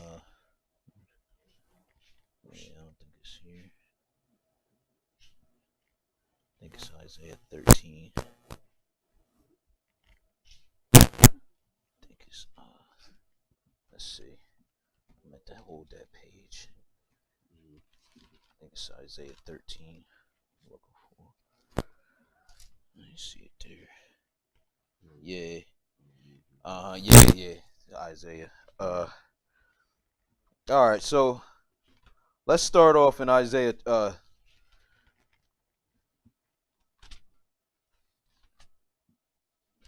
Start off in Isaiah 13, I guess. Yeah, let's go to Isaiah 13. And let's pick it up at verse 1. The burden of Babylon, which Isaiah the son of Amos did see. Lift ye up a banner upon the high mountain, exalt the voice unto them, shake the hand, that they may go into the gates of the noble. Pick it up at verse 6. All right. Howl ye, for the day of the Lord is at hand. It shall come as a destruction from the Almighty. Brother. Just read it through. Let's go back to verse 3. Let's get a little context on what's going on now so we can understand part of the reason why we're going to read what we read when we get down to it. Pick it up at verse 3, please. I have commanded my sanctified one. Okay, so now this is the Lord here. Through the mouth of Isaiah, he say, I have commanded my sanctified ones. And he talking about an army here. That's right. All right, go ahead. Now, they don't even know the Lord either. Right. They don't serve God, but they going to be carrying out his business. Go ahead. I have also called my mighty ones for mine anger, even them that rejoice in my highness. The noise of a multitude in the mountains, like as of a great people, a tumultuous noise of the kingdoms of nations gathered together. The Lord of hosts mustereth the host of the battle. Okay, so again, God is going to be responsible for gathering this army together, and they're going to carry out his business. Where they coming from? They come from a far country, from the end of heaven. We know he talk about the first heaven. They're going to be right here on the earth. That's why he said a far country. But go ahead. Even the Lord and the weapons of his indignation. To do what? To destroy the whole land. Howl ye, for the day of the Lord is at hand. It shall come as a destruction from the Almighty. What else? Therefore shall all hands be faint, and every man's heart shall melt. So people going to be weak just seeing the things coming on the earth. And they say men's hearts going to be failing them for fear. Yes, sir. At this time. But skip down to verse 11. Read 10. I'm sorry. We probably should just read through the whole thing. I want to, but I don't want to lose y'all attention. But, yeah, pick it up at verse 9. Behold, the day of the Lord cometh, cruel, both with wrath and fierce anger, to lay the land desolate, and he shall destroy the sinners thereof out of it. Okay, so this is the day of the Lord. In other words, when he going to return, what's some of the signs we see at this time? Go ahead. For the stars of heaven and the constellations thereof shall not give their light. The sun shall be darkened in his going forth, and the moon shall not cause her light to shine. All right, now we didn't read this in Matthew 24, but we probably all should know that it's there, and it lets us know that this is what's going to happen right before the Lord returns in Matthew 24. It lets us know that. So we're dealing with the same time frame. And it's the same time frame when it said what in Matthew 24? It said the great trumpet was going to be blown. Absolutely. And the angels was going to gather his elect from the four winds. Yep. Same time frame, because this is the sign that we're going to see set it off. So it said, verse 10, for the stars of heaven and the constellations thereof shall not give their light. The sun shall be darkened in his going forth, and the moon shall not cause her light to shine. Go ahead. And I will punish the world for their evil, and the wicked for their iniquity. And I will cause the arrogancy of the proud to cease, and will lay low the haughtiness of the terrible. I will make a man more precious than fine gold, even a man than the golden wedge of Ophir. All right, we're getting to where we wanted to get to, so let's make sure we pay attention to what's going on at this time. Go ahead. Therefore I will shake the heavens, and the earth shall remove out of her place, in the wrath of the Lord of hosts, and in the day of his fierce anger. What else? And it shall be as the chased roe, and as a sheep that have no man taken up. All right, so now notice this earthquake. He going to tear the heavens open. He said he going to shake the heavens, and the earth going to remove out of her place. in the wrath of the Lord of hosts in the day of his fierce anger. He said, it shall be as the chased roe, and as a sheep that no man taketh up. What are they going to do? They shall every man turn to his own people. Okay, now pay attention. He said, they shall every man do what again? Turn to his own people. They're going to go to the land where they're from. They're going to go back to their homeland. He said, they shall every man turn to his own people and what? And flee every one into his own land. Just to be sure, I'm not stretching it and making it, mean what I think it means. They're going back to their own land. This is what they were going to do every 50th year on the Day of Atonement when the trumpet blew in Jerusalem. Now we know this is the same time frame we was dealing with in Matthew 24, because it gives us the sign of the stars and the sun and the moon being dark. But now go ahead. What's going to happen to anybody that don't go back home? 15. Everyone that is found shall be thrust through, and everyone that is joined unto them shall fall by the sword. Okay, so now that we see what's going on, let's go over to chapter 27, Isaiah chapter 27, because we know that this is the same time frame we read about in Matthew. We know that, and we know the trumpet is sounded in Matthew right before he gathered his elect. We know that also. Didn't mention the trumpet right there. We're going to read about it here. Isaiah 27. And pick it up.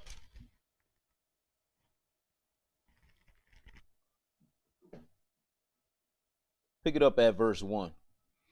In that day the Lord with his sore and great and strong sword shall punish Leviathan, the piercing serpent, even Leviathan, that crooked serpent, and he shall slay the dragon that is in the sea. All right, let's skip down to verse 6 and go ahead.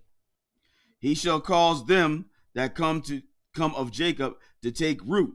Israel shall blossom and bud. What's that mean? Anybody? Reread that verse 6, please. He shall cause them that come of Jacob to take root. Stop.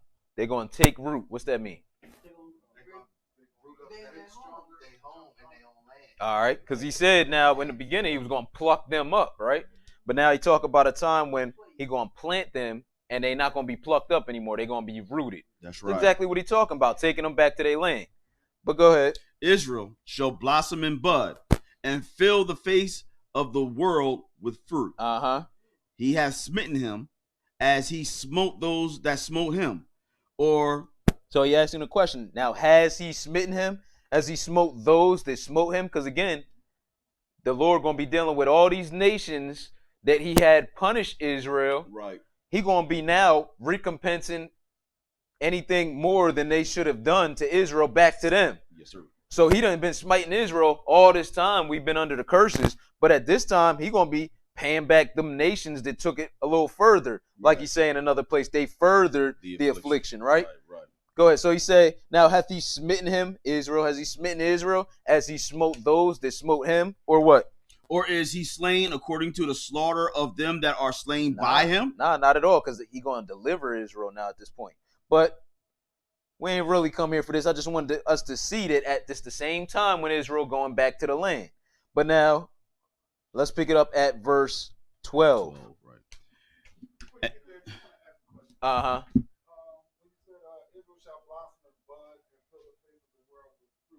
Uh-huh. Does that contain, like, I guess, population? Does that mean population? I can't say, just offhand. We had to go back and read it and see. But we already know by the other scriptures what he gonna do with Israel. He gonna be blessing them. He gonna, like we read earlier in Isaiah, he could feed people who honor in the Sabbath day with the heritage of their father Jacob. We know back in Exodus 19, he said that, they would have been a peculiar treasure unto him, for all the earth is his, that they would have been above all people. And God talks about raising up Israel even higher than their fathers were in the past. So in whatever sense it means, they are going to be flourishing also, with offspring. It does say that also in Isaiah, but it's going to be more than just having a lot of kids. All right. Absolutely. But especially This right here, mm-hmm. it almost sounds like to me like I guess it's the word of fruit. The fruit is the book. The word, because it says they're all gonna be rooted, which Israel, which was supposed to be the teachers. Yeah. So That rooted is dealing with the land, with them not being plucked up, because he used rooted and plucked up interchangeably. The Israel gonna be in that. And we can't be plucked at it. No more. Yup. That's what Yup. rooted means. Exactly. But then it says fulfilled, and it says the fruits of the whole world. They're gonna be with the fruit. Well, Face of the world. I'm not So, completely sure, but but the fruit is fruit, like the word, right? You eat, because that's what I always thought. Like, what, like fruit, like physically fruit? no, not physical. Okay. You know, like Savior's gonna come upon the land. Okay. You know what I mean? Yeah. I would definitely say just based on based on the scriptures we read earlier. We read Isaiah 65. We read Isaiah 11. He said in both of those places they shall not hurt nor destroy in all my holy mountain.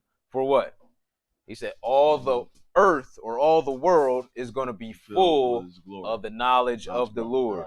So, you can take it to mean that, but really now the only relevance this says to the question is to show now Israel's getting taken back to the land as far as them being rooted. And that's what we read about in Matthew 24. Jesus, at the sound of this great trumpet, is going to gather his elect, who we read as Israel, from the four winds. And now we see where they going. So we just lining up all these things, the sun, moon, stars being dark.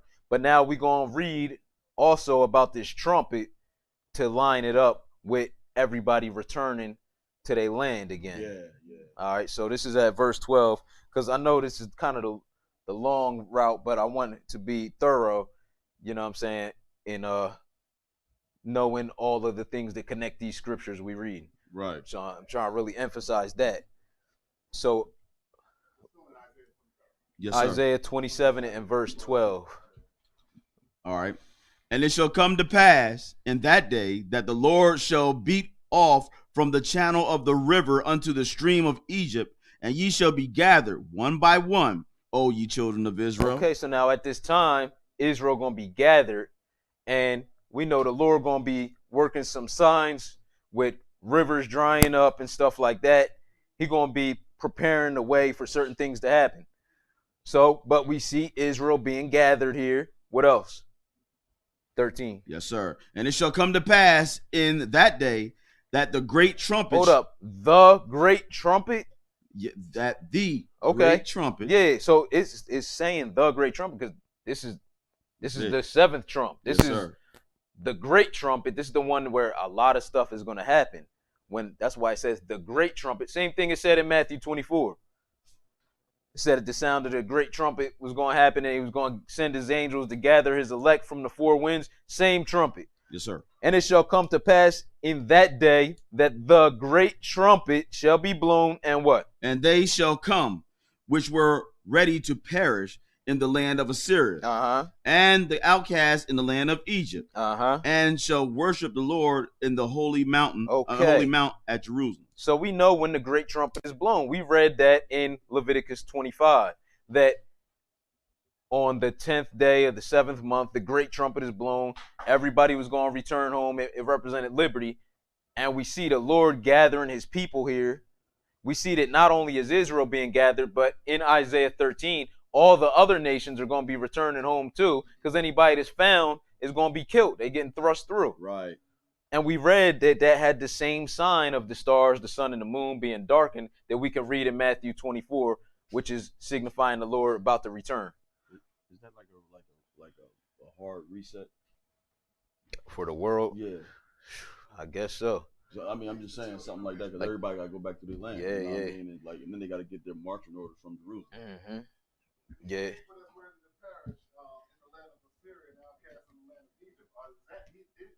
Yeah, that's why when we read in chapter 11, it said he's going to set his hand the second time to gather the outcasts or his people. And it named a couple of these nations. The first one I think it named was Assyria. Yeah. And it named Elam and Shinar and Cush and the Isles of the Sea.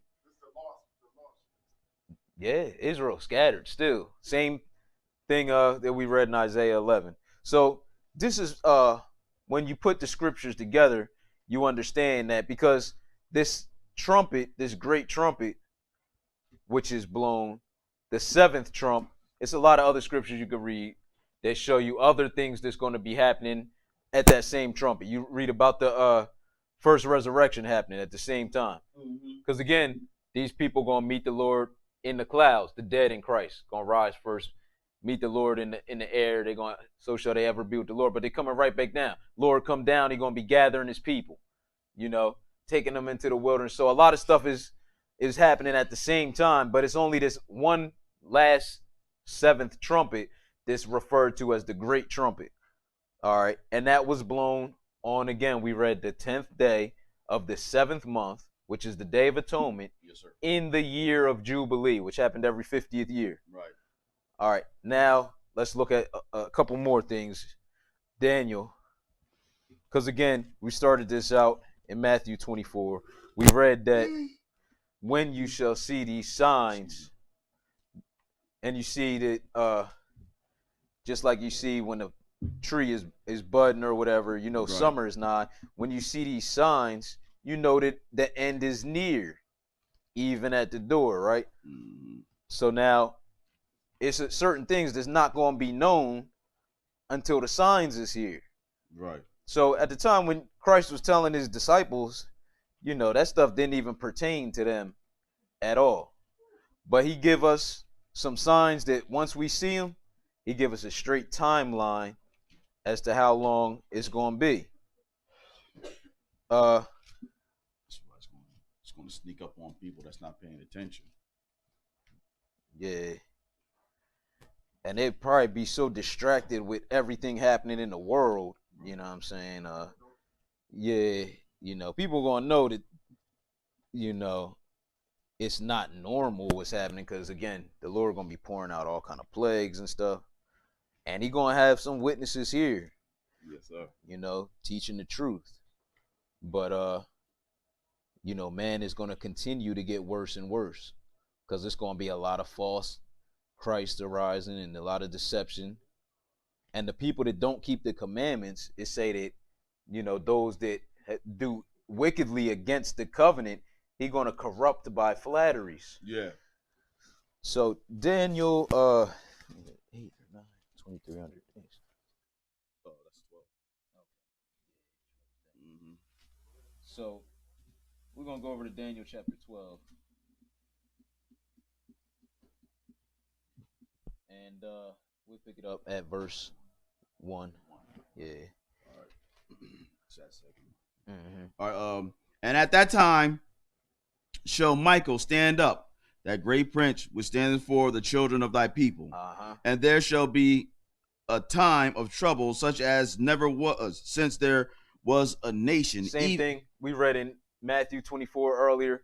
Jesus was telling them about the end of the world and the sign is coming. He said it was going to be a time that was worse than ever, was since man been on the planet. Daniel's talking about that same time here. So he said, at that time, Michael shall stand up, the great prince which standeth for the children of thy people. And there shall be a time of trouble, such as was not since there was a nation, even to that same time. Go ahead. And at that time, thy people shall be delivered, every one that shall be found written in the book. Uh-huh. And many of them that sleep in the dust of the earth shall awake, some to everlasting life, and some to shame and everlasting contempt. Uh-huh. So we see the resurrections here.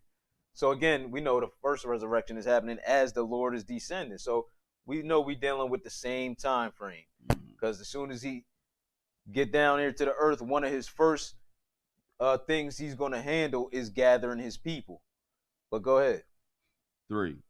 And they that be wise shall shine as the brightness of the firmament, and they that turn many to righteousness as the stars forever and ever. Uh-huh. But thou, O Daniel, shut up the words and seal the books. So notice what he tells Daniel, because again, this wasn't for Daniel time. He said, shut up the words and seal the book till when? Even till the end of time. Uh-huh. I mean, till the end of time, till the time of the end, excuse me. Mm-hmm. Many shall run to and fro, and knowledge shall be increased. All right, now let's skip down to verse 11 is really what I'm trying to get to. But what'd you say? 7? 11. Let's skip down to 11.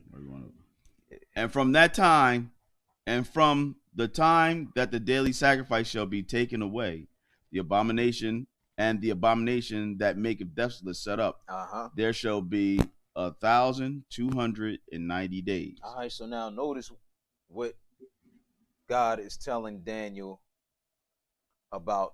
He's giving him a timeline. And it starts, he said, from the time that the daily sacrifice is taken away. So we know he just was dealing with this abomination of desolation in this chapter and the tribulation.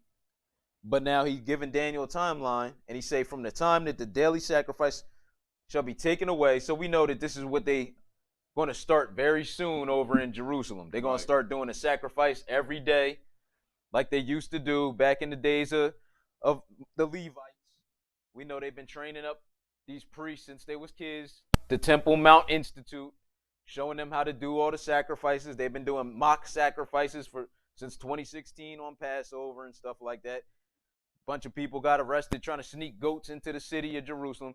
This stuff was all very current. It wasn't happening up until recently, the last 5-10 years with them. You know, the Temple Mount Institute, I think, been around since the 80s.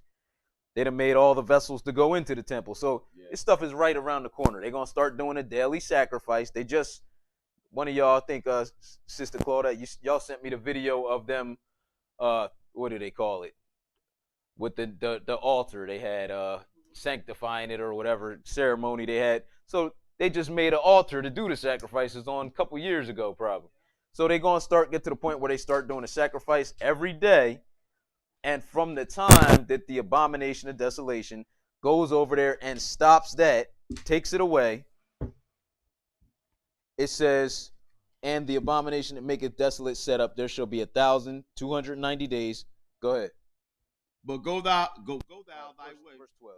I'm sorry. Blessed is he that waiteth, and cometh to the 1,305 and 30 days. Okay, this ain't the one I was looking for. But again, we see it's an exact timeline that he's given basically until the Lord return. All right, and we're gonna look at this one is gonna be because he's really showing in the one we just read that the people who make it 1,000 and however many days, the ones he called blessed. I done turned the page already. It said at verse 12, blessed is he that waiteth and cometh to the 1,335 days. If you do the math, that is 45 days more than he said is going to be until from the time that they take away the abomination of desolation until he's taken out of the way or whatever, or it says until he's set up.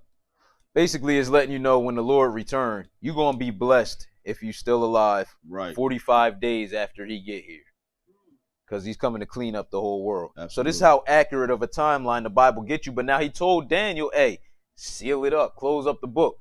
Because again, like Christ said, until you see these signs, you ain't even, you know what I mean, you got to worry about it. It's not near until you see these signs. Anyway. Exactly. Let's go over to chapter 8. This is probably be it on this. Yeah, I think it's 8 or 10 or wherever. We talk about the 2,300 days. Yeah, Daniel 8.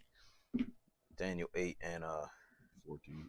Yeah, probably pick it up at 13. Let's pick it up at 11. Daniel chapter 8, verse 11. When you're ready, go ahead. Yea, he magnified himself even to the prince of the host, and by him the daily sacrifice was taken away. Same time frame we just was looking at, same action. And what else? And the place of his sanctuary was cast down, and an host was given him against the daily sacrifice by reason of transgression, and it cast down the truth to the ground. And it practiced and prospered. So you're gonna be doing witchcraft. Yeah. But what else? Then I heard one saint speaking, And another saint said unto that certain saint which spake, how long shall be the vision concerning the daily sacrifice? Okay, so how long is going to be this vision about the daily sacrifice and what else? And the transgression of the desolation. Uh-huh. To give both the sanctuary and the host to be trodden underfoot. Go ahead. And he said unto me, until 2,300 days. So it's saying here, the one saint asked another one. He said, how long shall be the vision concerning the daily sacrifice and the transgression of desolation? So same one it called the abomination of desolation. It said to give both the sanctuary, so this that temple they're going to build, and the host to be trodden underfoot. And he said, so how long they going to be over there, from the time that they start the sacrifices until basically the Lord return, because then he going to fight against, the people in this city. He going to take the city back. Right. It lets us know in Zechariah. So he said, how long? And take your time. But I'm just messing with you. Verse 14, though. It's been a long answer anyway. So. And he said, and he said unto me, unto 2,300 days, then shall the sanctuary be cleansed. Then shall the sanctuary be cleansed. So how is the sanctuary going to be cleansed? We know the Lord, when he come, he's going to be putting these men immediately into the lake of fire, the beast and the false prophet. Right. And he's going to not only cleanse the sanctuary, he's going to take over this earth. But he said it's going to be 2,300 days and before the sanctuary is cleansed.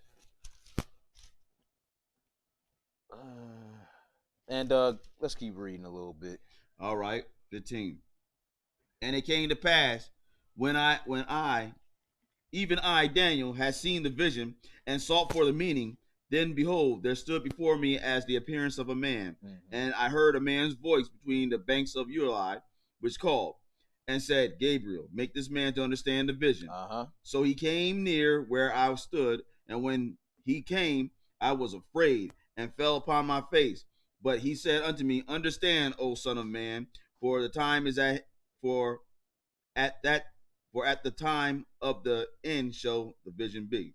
So we see this shall dealing with the time of the end, and it's going to be 2,300 days is again another timeline, and it's going to start when they start sacrificing. So he gave us a timeline account that starts with the sacrificing. I think 2,300 days is like 6.3 years or something like that. But he given us a exact timeline. We know he do that in some other places like Revelation. He tell you how long it's going to be, from the time when the woman flee into the wilderness. So it's until them signs come, we don't, his disciples definitely ain't have a clue, but he was already telling them that when you see these things happen that I'm warning you about, then you know that it's near. So by lining it up with the other scriptures, understanding it on the Day of Atonement, what was done, what it represent, everybody going back to their homeland, being free, seeing what is going to be happening on this earth with the trumpet being blown, which also was blown on the Day of Atonement in the year of Jubilee. We see that when this great trumpet is blown, many of the prophets have prophesied Israel being taken back to their homeland. Christ himself, Matthew 24, when the great trumpet is blown, he's going to send his angels to gather his elect from the four winds. So by lining up all that and even seeing, these timelines in Daniel, but it all hinges on the signs that are given. So without the signs, you never, you won't know. But by just understanding the scriptures and lining them up with the signs when you have them, because again, it was sealed through the end, times. But once we got the signs, now we got some scriptures to line them up with. So I hope prayerfully that answers your question. And we had another brother in here. I know that question right there, you probably have to do a lesson on. Yes. Mine is just out of Matthew 24 real quick. All right. About the end time. Matthew 24, 10 through 12. Okay. Now, you know how when Jesus is giving all these signs about things are going on during the end times or whatever. Mm-hmm. And I think mainly it's going to come out of verse 11. It says, "And many false prophets shall arise and shall deceive many." Uh-huh. A lot of people teach that this is talking about Sunday pastors and stuff like that, right? Now, but looking at this, because this is talking about our time, right? Now, Sunday church been around for a long time, right? Mm-hmm. Looking at this right here, if this is talking about our time and not like right now, but like when all these things are happening, it's probably a few years. I don't know how much time you got left for this, but looking at that, I don't agree with that being Sunday pastors, because again, false prophets have been around for a long time. The Sunday church has been around for a long time. Mm-hmm. He said that, and many shall be offended and shall betray one another and shall hate one another, and then right after that he says many false prophets, and then right before that they shall deliver you up to be afflicted and shall be killed and all that stuff. None of that stuff has happened yet to us Right. in our time, but it's coming. We know it's coming. Uh-huh. So is there something where we can look at, or do y'all know about anything that can prove that? Because I don't see that being Sunday pastors about these false prophets. I feel like, me personally, this is going to be Israelites. That's what I feel like. That's going to be false prophets preaching during this time, doing whatever, combating whatever God is putting out. Because the Sunday church been around for a long. It's saying that these false prophets will arise. They've been around. This, the Israelite movement, or if you want to call it a movement, we just starting to wake up now. Most of us, and we still, it's still the awakening is happening. Mm-hmm. But I just feel like that can't be talking about Sunday pastors. I mean, I don't know if y'all can help me get some. You see what I'm saying? Well, we'll take a look at it. But again, when things aren't clear in the Bible, I ain't gonna, get to, because I don't think you ever heard me say specifically who that is. No, I'm not saying y'all, but I've heard. I'm just saying, it's better to not speculate without having some other scriptures to go on. So we're gonna look at the main one behind this. Mm-hmm. All right, because he gonna be the one, kind of provoking other people to follow after him, the false prophet, I mean. And we can look at where he comes out of and get an idea on who may be likely to follow him. But it doesn't come down to, I think, a certain group of people. When you look at what the word Catholic means, and you know why I'm going there, right? Why am I bringing up the Catholic Church? Okay. And specifically their leader during this time is going to be deceiving people. He's going to be the main one, right? Now, we know his power not going to be by his own power. And we can see clearly by the scriptures who is going to be likely to be deceived. You know what I mean? Who's going to be following after him. So, again, I wouldn't say Israelites or one group. It's people doing wickedness in all different types of groups. That's not even the determining factor. The key is the people who keep the commandments is going to be those that aren't deceived. And when I say Israelites, I don't mean I'm just talking about black people, period.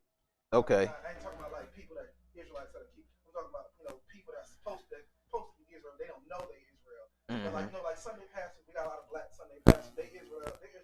They're God's people. They just don't know it. You see what I'm saying? So I'm just trying to look at it from that standpoint. Because the person that I heard teaching this particular lesson was saying that these are Sunday pastors, but I just. But again, now what does Catholic mean? I think what it means universal or something. You got it. So what does that mean? Everybody, right? You see them coexist bumper stickers? What they got on there? Everything. Because really, who's organizing, getting everybody to come home? The Catholic Church. So you got it. Plus, you got to look at in this, Christ talks about one thing 3 times. Mm-hmm. And that's deception. Right? But where's the deception found at? He says, "For many shall come in my name." Mm-hmm. That's key. Who's coming in Christ's name or being a representative for Christ? Mm-hmm. The Buddhists ain't. You know what I'm saying? So now somebody's coming and saying, "I'm representing Christ." Where you find it at, Sunday? I mean, so that's a key phrase right there, because you don't see the Muslims saying that. Mm-hmm. You don't see them that's dealing with Buddha. You don't see them. So the main one that's coming is, you're going to be bearing my name, saying, "I am Christ," or a representative for Christ. That's only coming out of Sunday church. So I mean, like, that's number one. You know what I mean? So now it says, for many shall come in my name, saying, I am Christ, and shall deceive many. Verse 11, many false prophets. Here we go.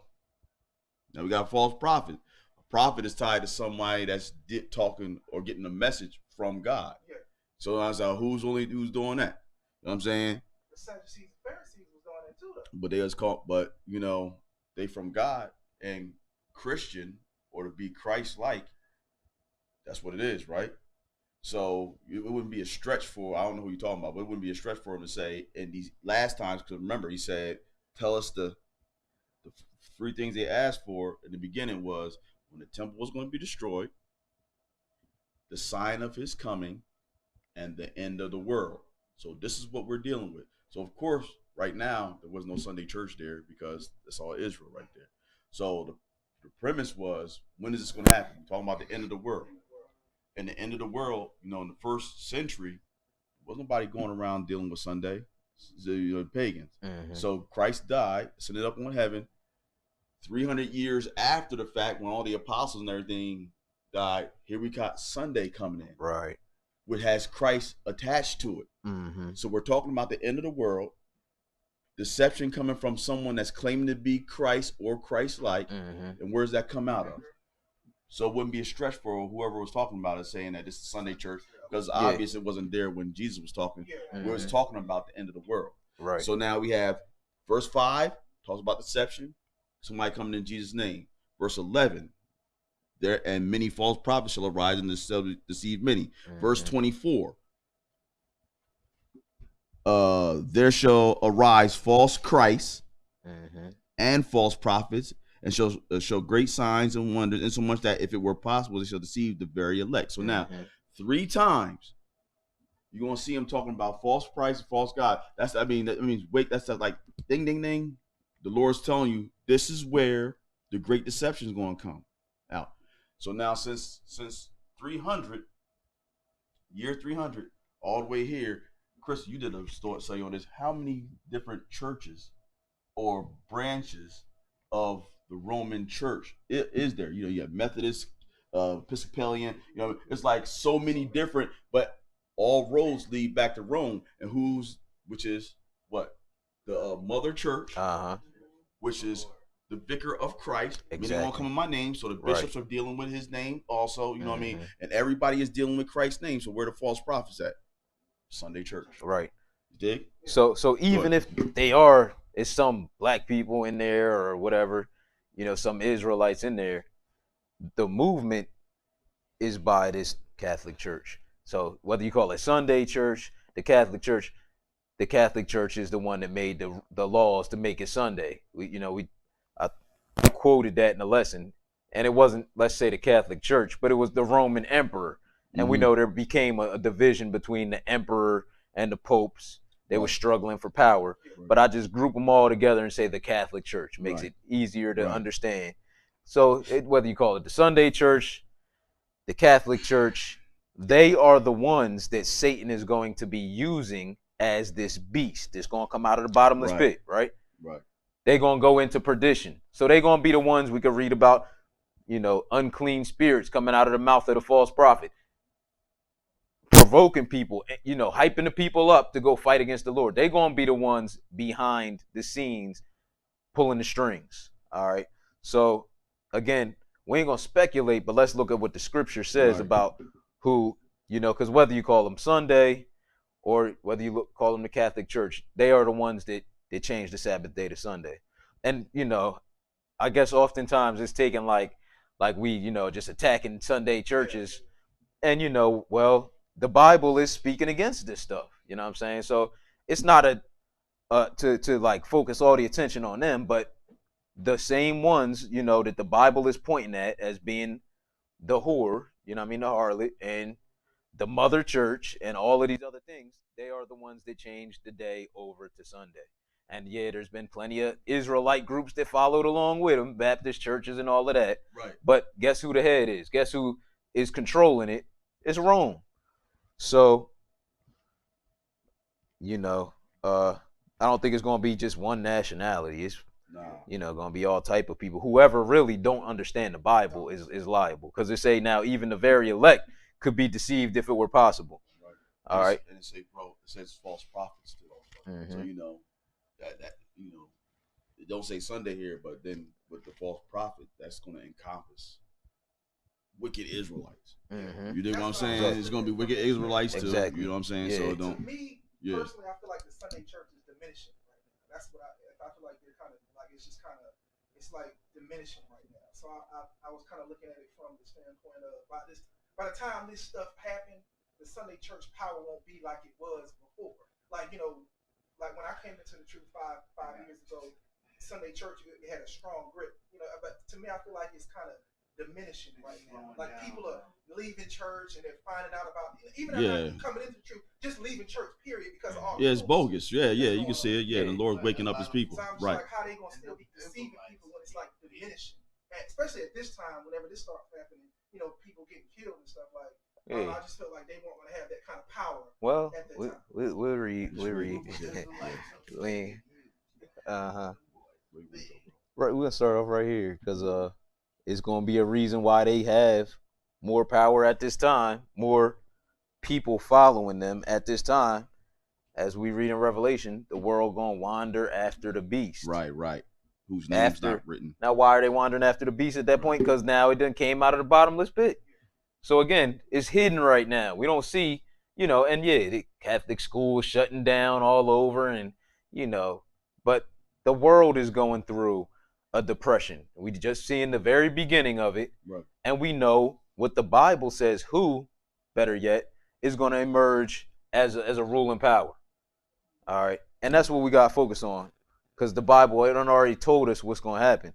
So Matthew 24, and pick it up at verse 4 or 3, whatever you think. All right. And Jesus, verse 4. And Jesus answered and said unto them, take heed that no man deceive you. For many shall come in my name, saying, I am Christ, and shall deceive many. And ye shall hear of wars and rumors of wars. See that ye be... Skip down to verse 9. So we already know many going to come in his name. And yeah, there's going to be... Now, many aren't proclaiming to be Christ themselves right now. But we see already that that's going to be happening also. But that there's going to be false prophets and false Christ, as we already read. Yeah. So verse 9. Then shall they deliver you up to be afflicted, and shall kill you, and ye shall be hated of all nations for my name's sake. All right, we know we ain't get to this yet, but we see it's right after the beginning of sorrow. Right. Go ahead. All right. And verse 10. And then shall many be offended, and shall betray one another, and shall hate one another. And many false prophets shall arise, and shall deceive many. So this verse 10, does this sound familiar to a past event to anybody in here? And then then shall many be offended, and shall betray one another, and shall hate one another. Sound familiar? What's it sound like? Okay. In the past, in history, I mean, what does it remind us of? Just the Inquisitions, bro. So if you ever look at the Roman Inquisitions, this is exactly what happened in the 1300s. And it spread like wildfire across Europe and all of that, as the Catholic Church made laws against what they called heresy, which was simply believing any other doctrine. Mind you, they had the Bible as a banned book, all right, and they made laws against this. Now, to be considered a heretic, from what I had read, only take two people to say that you a heretic. So if two people didn't know you, because this is how they doing it, they grabbing them up, they can now take your whole family's inheritance once they consider you a heretic. But they torturing you, you know what I mean? Put people underground in darkness for a few days, drive them crazy. Time they come up, you think they ain't pointing at a couple people, they were willing to admit something they didn't even do. Right. And that's how it spread, because it only took two people to convict a normal person like me or you. But if you was like a bishop or something, it would take like 70 people. Yeah, depending on your position with the church, it'd take more people to convict them. So the average people was losing their inheritance, betraying one another, as we read. But who was behind this? This was the Roman Inquisition. And we notice who the Bible is pointing to, because again, they in this bottomless pit right now. They gonna come out of the pit, go into perdition, and guess what? All the branches that came out of them, you look up family tree of denominations, Yeah. and get a clear graph showing the years that these branches, other denominations broke off, and you know who they are. You're gonna see how the whole world is. It's not gonna be, you know, specific to one group. Everybody, they got the over 2 billion followers, just the Catholic Church alone, not even counting all the other Baptists, you know, Methodist, yeah, you know what I mean? Lutheran, Episcopalian, Lutheran, all that stuff. all you of know what I that mean? Protestant, they all are gonna follow suit. And then you know, now we already are being warned about those that's coming in Christ's name, but we know they don't have other people follow them too, because they really are about being universal, including everything. But they the ones to look out for. Right. All right. What verse? Verse 10 we was. All Read right. it again. Yeah. All right. And then shall many be offended, and shall betray one another, and shall hate one another. And many false prophets shall rise, and shall deceive many. Mm-hmm. And because iniquity shall abound, the love of many shall wax cold. Go ahead. But he that shall endure unto the end, the same shall be saved. Skip down to verse 23. All right. Then, if any man shall say unto you, Lo, here is Christ, or there, believe it not. Uh-huh. For there shall arise false Christs and false prophets, and shall show great signs and wonders, insomuch that if it were possible, they shall deceive the very elect. If it were possible, they shall deceive the very elect. Go ahead. Behold, I have told you before. Wherefore, if they shall say unto you, Behold, he is in the desert, go not forth. Behold, he is in the secret chamber, believe it not. Uh-huh. For as lightning cometh from out of the east and shineth even unto the west, so shall also the coming of the Son of Man be. Okay, so it's going to be all kind of false Christ working miracles. Let's go over to Daniel 10. Absolutely. So we're going to see who is going to be deceived. I said it, but let's read it. Daniel chapter 10. Mm-hmm. I'm looking for 11. The wicked league against the covenant. 11, I'm sorry. Yeah, 11 rather, yeah. And let's pick it up at verse.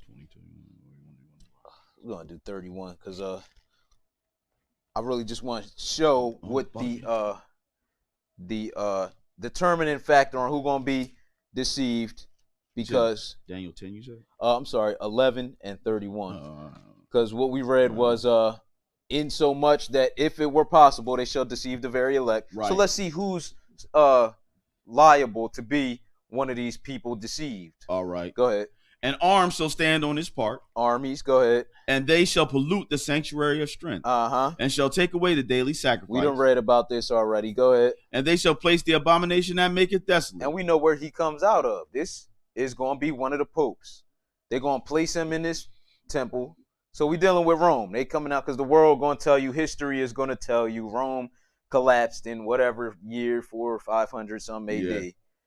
But we see now that they are ruling by religion. They're behind the scenes. Right. But it's going to be evident at this point because they're going to have the European Economic Community backing them. They're going to have these armies that we're reading about right here. They're going to have a physical presence, not just a religious presence. But go ahead.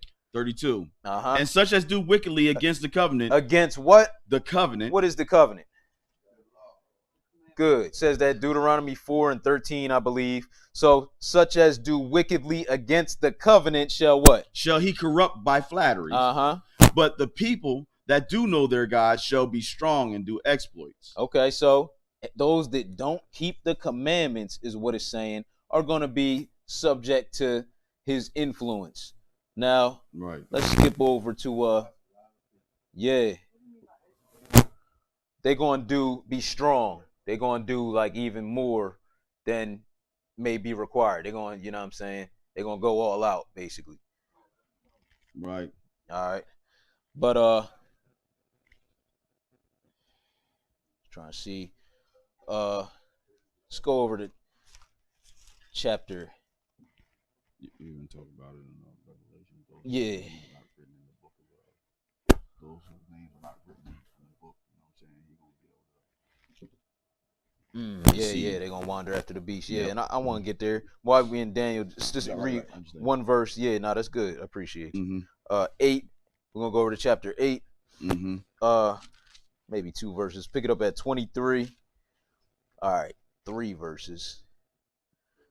23, chapter 8, Daniel 8 and 23. When you're ready, go ahead. All right. Oh, and just to get an idea, now we dealing with kingdoms. He gonna clearly show us that this is Rome. Why you laughing at me? You're laughing at me. Oh, okay. Let me clear my throat. Okay, all right. That all right. Forest. So 23. All right. Now we dealing with kingdoms. The Roman Empire, even though the last one he mentions is Greece at verse 21, he talks about that being broken, whereas 4, we know Alexander's 4 generals end up fighting over it, and ultimately that's who Rome comes out of. Right. All right. But go ahead, 23. And in the latter time of their kingdom, when the transgressors are come to the full, a king of fierce countenance and understanding dark sentences shall stand up. Okay, so this is a religious leader understanding dark sentences, things that the average person don't know about. They're going to be clear to this man. And he's a king because, again, the popes and the emperors, they had power struggles for years in Rome. And, you know, the popes, yeah, you can look at one of them crowned Charlemagne's king. Right. On some slick stuff, just went hurry up and put it on his head. Yeah. You know what I mean? And Charlemagne didn't want him to do it like that, but at that point, he made it seem like to everybody that watched it, that seen it, like unless the Pope, you know, crowns you, you can't be king. Right. He got the higher, more authority than the king. So it was like a real slick tactic he did, like Right. we above you, basically. We choose the kings. So it said, it calls him a king. At verse 23, it said, a king of fierce countenance and understanding dark sentences shall stand up and what? And his power shall be mighty. Uh-huh. But not by his own power. So notice what it says. His power shall be mighty, but not by his own power. Go ahead. And he shall destroy wonderfully. Uh-huh. And shall prosper and practice. And shall destroy the mighty and the holy people. So when you look in the past at who was doing this again, and hey man, you can only I can only tell you, but when you do the research yourself, you're going to see who did this was the Roman Catholic Church. They got a military, the Jesuits. They wrote books about how to torture people to get them to admit to being a heretic. They are going to bring that back. The Jesuit office is still in effect. Absolutely. This pope was the first Jesuit pope, in case you didn't know. So they ain't go nowhere. First one ever. Go ahead. Yes, sir. 25.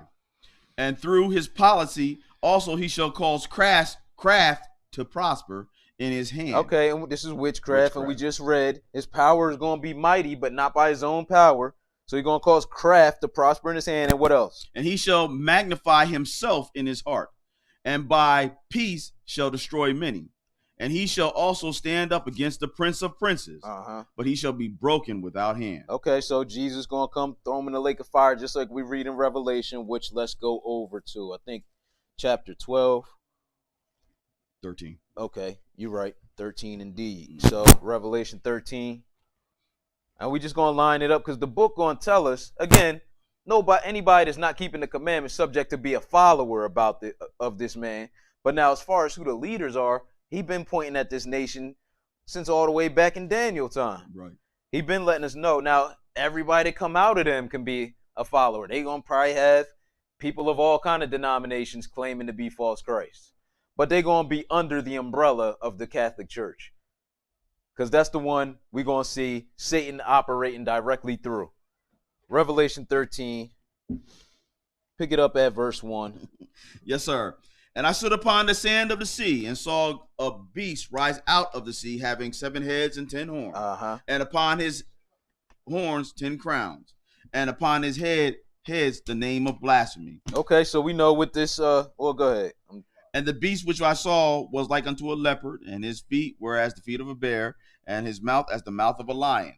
And the dragon gave him his power and his seat and great authority. Hold our place here. So we see this composite beast formed of all these different animals, parts. We got a leopard, a bear, a lion, and we know this all lines up with Daniel 7, the animals in the dream that Daniel had in the 7th chapter. And he was dealing with this Gentile dynasty, beginning with Babylon, going on down to Rome. Absolutely. This is world history, names the countries by name in the 8th chapter. Yes. But now let's see who this dragon is behind these nations over in chapter 12, verse 9. All right. And the great dragon was cast out, that old serpent called the devil and Satan, which deceiveth the whole world. He was cast out into the earth, and his angels were cast out with him. Okay, so Satan is the one giving power to this beast. Right. And these are nations. These are nations.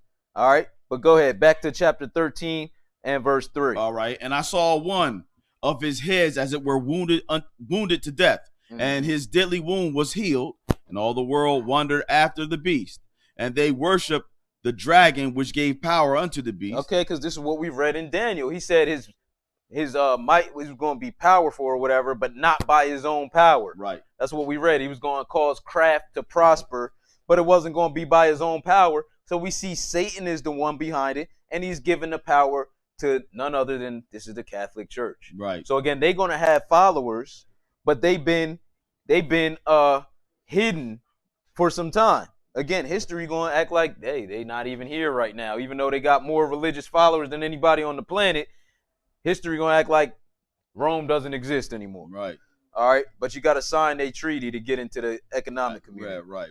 All right. But now, what verse did you end? I'm in the middle of 4. All right. So it said they worshiped the dragon, which gave power over the beast, and they worshiped the beast, saying, go ahead. Who is like unto the beast, who was able to make war with him.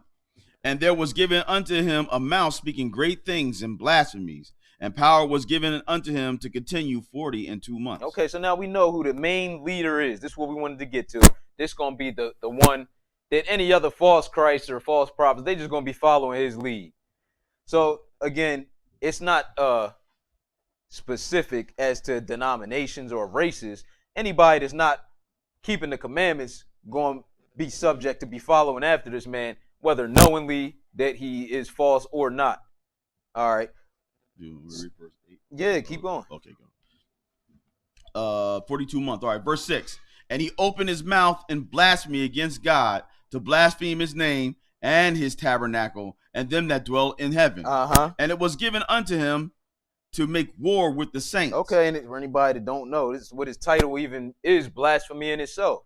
He's saying he's a replacement or the substitute for a God. Right. That's what Vicarius Filii Dei means, or the Vicar of Christ in English. Replacement for Christ. Go ahead. Right.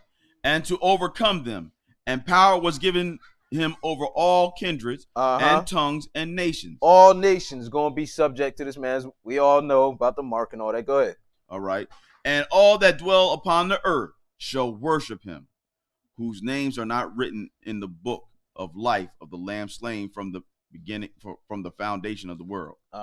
If any man have an ear, let him hear. All right. And where's the coming out of the bottomless pit at? Did we read that? Not really. Where chapter is that? The Revelation? Yeah. 20. Okay. Yeah, let's go there anyway, because I want to read about these spirits, unclean spirits coming out of his mouth and causing people.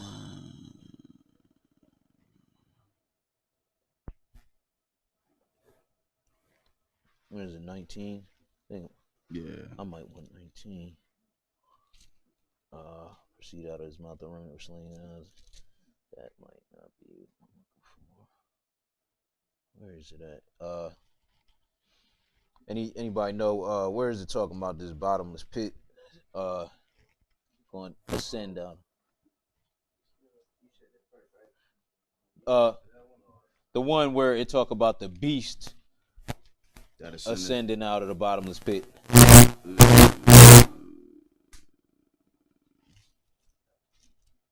You know what? Here, let's go over to chapter 16 real quick. Yeah, Revelation. Let me see. I see it. It's yeah, I think it says 17. Yeah. Okay. Yeah, it says chapter 17. But let's go to 16 first, just to take a look at this deception real quick. Revelation chapter 16, and let's pick it up at verse 13. All right. And I saw there unclean spirits like frogs come out of the mouth of the dragon, and out of the mouth of the beast, and out of the mouth of the false prophet. What are they? For they are the spirits of devils. Doing what? Working miracles, which go forth unto the kings of the earth and of the whole world to gather them to battle to the battle of that great day of God Almighty. Okay, so they're going to be deceiving the whole world to fight against God. There was another reason I went here. Let me read it again. They have it so much. So again, I don't remember. But let's go over to chapter 17 and just see them coming out of the bottomless pit. Because again, right now they hidden. Oh, so that's what I wanted to point out. We know that these men got nations behind them, right? We know it's going to be 10 kings to give their power to the beast for 1 hour. So we looking at different nations just within their army, just within the beast and false prophet army themselves. It's going to be 10 different nations. But now we know the false prophet, he's going to be ruling through religion. So his followers aren't just subject to nationality. They just whoever believe what he's saying. So again, it's going to be a large, diverse following. We read where he's going to have power over all the kindreds, tongues, nations. So anybody is subject that don't know what he's supposed to do, that's not keeping the commandments. Right. You got anything? No. All right. Chapter 17. What verse? Verse 8. You said the bottomless pit, right? All right, let's see. We want the bottomless pit. Verse 8, yeah. Well, you want to yeah, into it? Yeah, let's read into it. All right, verse 5. I was trying not to, but yeah, go ahead. And upon her forehead. Verse 4, I'm sorry. All right. And the woman was arrayed in purple and scarlet color. Okay, so y'all done all seen this, right? If not, just type in purple and scarlet on your phone and see what comes up. Right. You ain't got to type in anything about a church. Purple and scarlet. Because again, the Bible is pointing directly at who is going to be the leader of this movement. So that's what we want to point out, who's going to be the leading church, and then we can see all the followers. So again, you type in purple and scarlet, hit images, and see what comes up. Revelation 17 and 4. So it said the woman was arrayed in purple and scarlet. And if you look at any of them pictures, anybody looked it up, they pretty decked out. They got all type of gold and jewels on, which is what it says next. Go ahead. And decked with gold and precious stones and pearls, having a golden cup in her hand, full of abominations and filthiness of her fornication. And this is how the Lord is looking at this woman, who we know he likens the church to. His true church, we can read about in chapter 17, who he doesn't call a whore, obviously, but, you know, all throughout the Bible, it relates his true church as either a chaste virgin or, you know, basically a upright woman, right? But now here, we're dealing with this woman, and we see the color she wears, so we can already deduce exactly who it's talking about. But it said, in her hand was a golden cup in her hand, full of abominations and filthiness of her fornication. Again, you look at the history, they are the ones that added all of this fornication, all of this paganism, all of this idolatry into so-called Christianity. They the ones that is pointing right at. So again, they are the leaders. Anybody that, you know, could be a follower. But I wouldn't say, you know, now for that reason I could say Sunday church, but you know what I really mean. You know, I'm talking about the Catholic Church. That's who the Bible is pointing at. Anybody that come out of them could follow suit and be a false Christ or a false prophet. But it's pointing directly at them. Go ahead, verse 5. And upon her forehead was a name written, Mystery Babylon the Great. Babylon the Great? Well, I thought we was dealing with Rome. How Babylon get in here? Go ahead. The mother of harlots and abominations of the earth. So as Brother Ira pointed out, they do call themselves the mother church, and not for no reason. They are the ones all these other denominations come out of. You can also Google family tree of denominations and click on one of the images with the years that these other branches broke off. You'll see the history clearly in a graph form or whatever. But the reason it's saying Babel here is because they have mixed in all of these pagan practices that go all the way back to Babel. And I don't want to spend a whole lot of time on this, but you can read Zechariah 5 for your notes, and I think pick it up around verse 11. And it's going to talk about these two women that are wickedness. You ain't got to go there. But them having a wickedness in a ephah, which is like a container, and that ephah being taken to the land of Shinar, which is actually Babel. When you go back to Genesis 10, you can see that they, landed on a plain of Shinar. That's where they started building this tower, Babel. All right. So that's where the first false religion started. And the Catholic Church is the ones that took all of these practices that, basically, and just balled them up and put them into so-called Christianity. So that's why he's calling them, even though it's modern day, Babylon been, they ain't been around for. People are still worshiping these same gods through Roman Catholicism. All right. You want verse 6? Yeah, go ahead. By taking their inheritance, and they're going to do it again. But go ahead. And the angel said unto me, Wherefore didst thou marvel? I will tell thee the mystery of the woman and the beast that carrieth her, which hath the 7 heads and 10 horns. The beast that thou sawest was and is not, and shall ascend out of the bottomless pit. So notice he said, hey, the beast that thou sawest was and is not. Because history going to tell you, they ruled the world and they collapsed in whatever year. But again, all of these churches come out of the Roman Catholic Church. So they ruling behind closed doors. But at this time, they're going to come out of obscurity and they're going to go into destruction. That's what perdition means. Go ahead. Verse 9. And here is the mind which hath wisdom. The 7 heads are 7 mountains. You ain't even got to type mountains. And it'll come up Rome. So again, you could type in stuff completely unbiased, straight out of the Bible. It's going to keep pointing at the same nation. So again, it's not exclusive to just, if anybody is pointing at, we see who it is. But everybody that call themselves, Christian, these denominations, come out of them. So that false prophets could be, it ain't exclusive to race. It's about whoever follows them, pretty much. So hopefully that answers that. And we got another one online. So online question, I got it. It says, Lily Lioness Peace. Is there any other scriptural descriptions of the angels other than Ezekiel 10? Is there any other? Well, I might need Brother Ira Ezekiel, references Isaiah. On here. Okay, yeah, what's that? Isaiah 6. Revelations.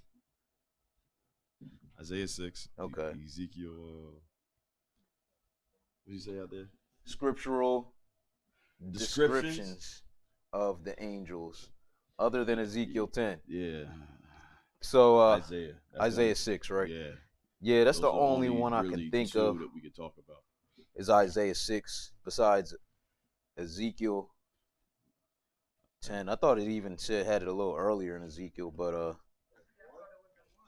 yeah, I thought so too. Like,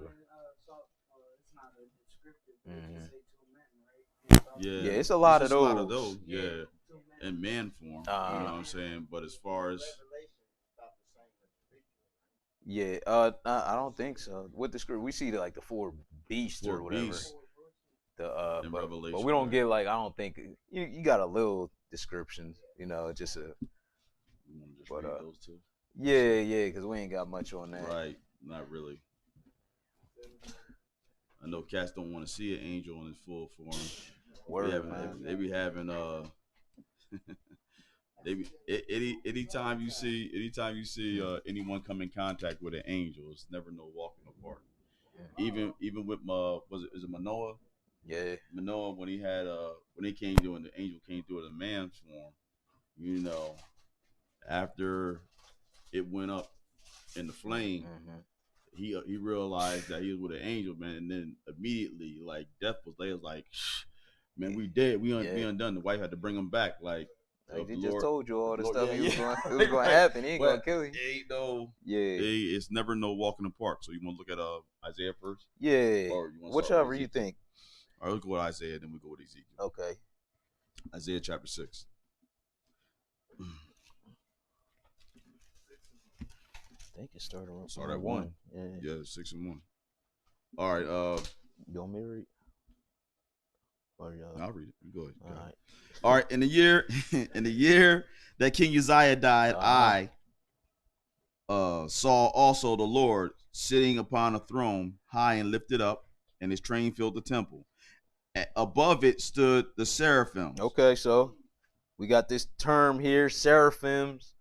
Some people might say it's the same as the cherubims. Mm-hmm. I can't say that. It says seraphim. But what about them? Each one has 6 wings. With twain, he covered his face. And with twain, he covered his feet. And with twain, he did fly. All right. So they got 6 wings here. And the cherubims, I think we read about them having 4. But go ahead. Yeah. All right. And one cried to another and said, holy, holy, holy is the Lord of hosts. The whole earth is filled with his glory. And the post of the door moved at the voice of him that cried, and the house was filled with smoke. Okay, so this is really pretty much the only description he gave us here about these seraphims. Now we can go back to Ezekiel, but yeah, we don't have a whole lot.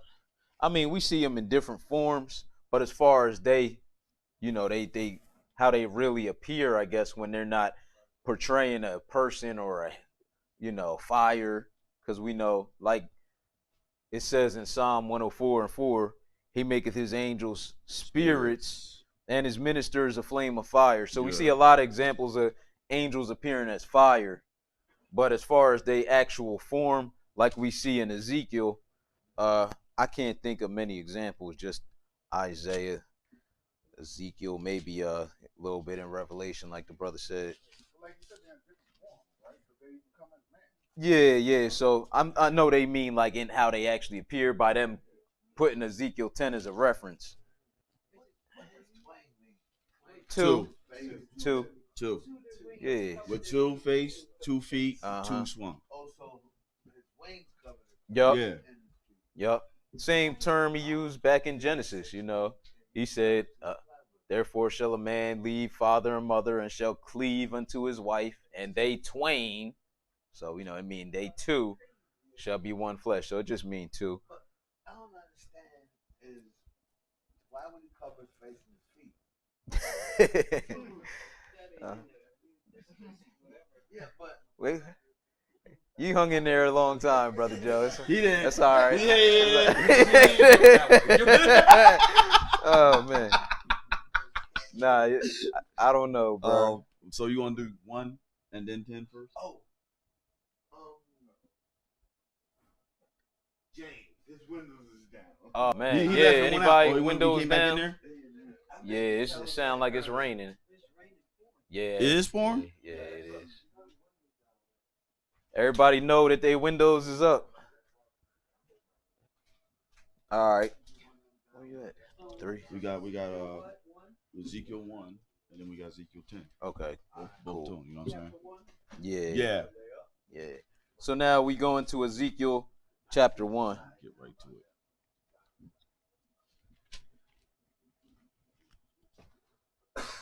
And yeah.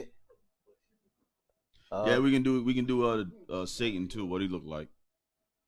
That's really special too. You know what I mean? Like that's good. Yeah, that's the special one right there. I guess.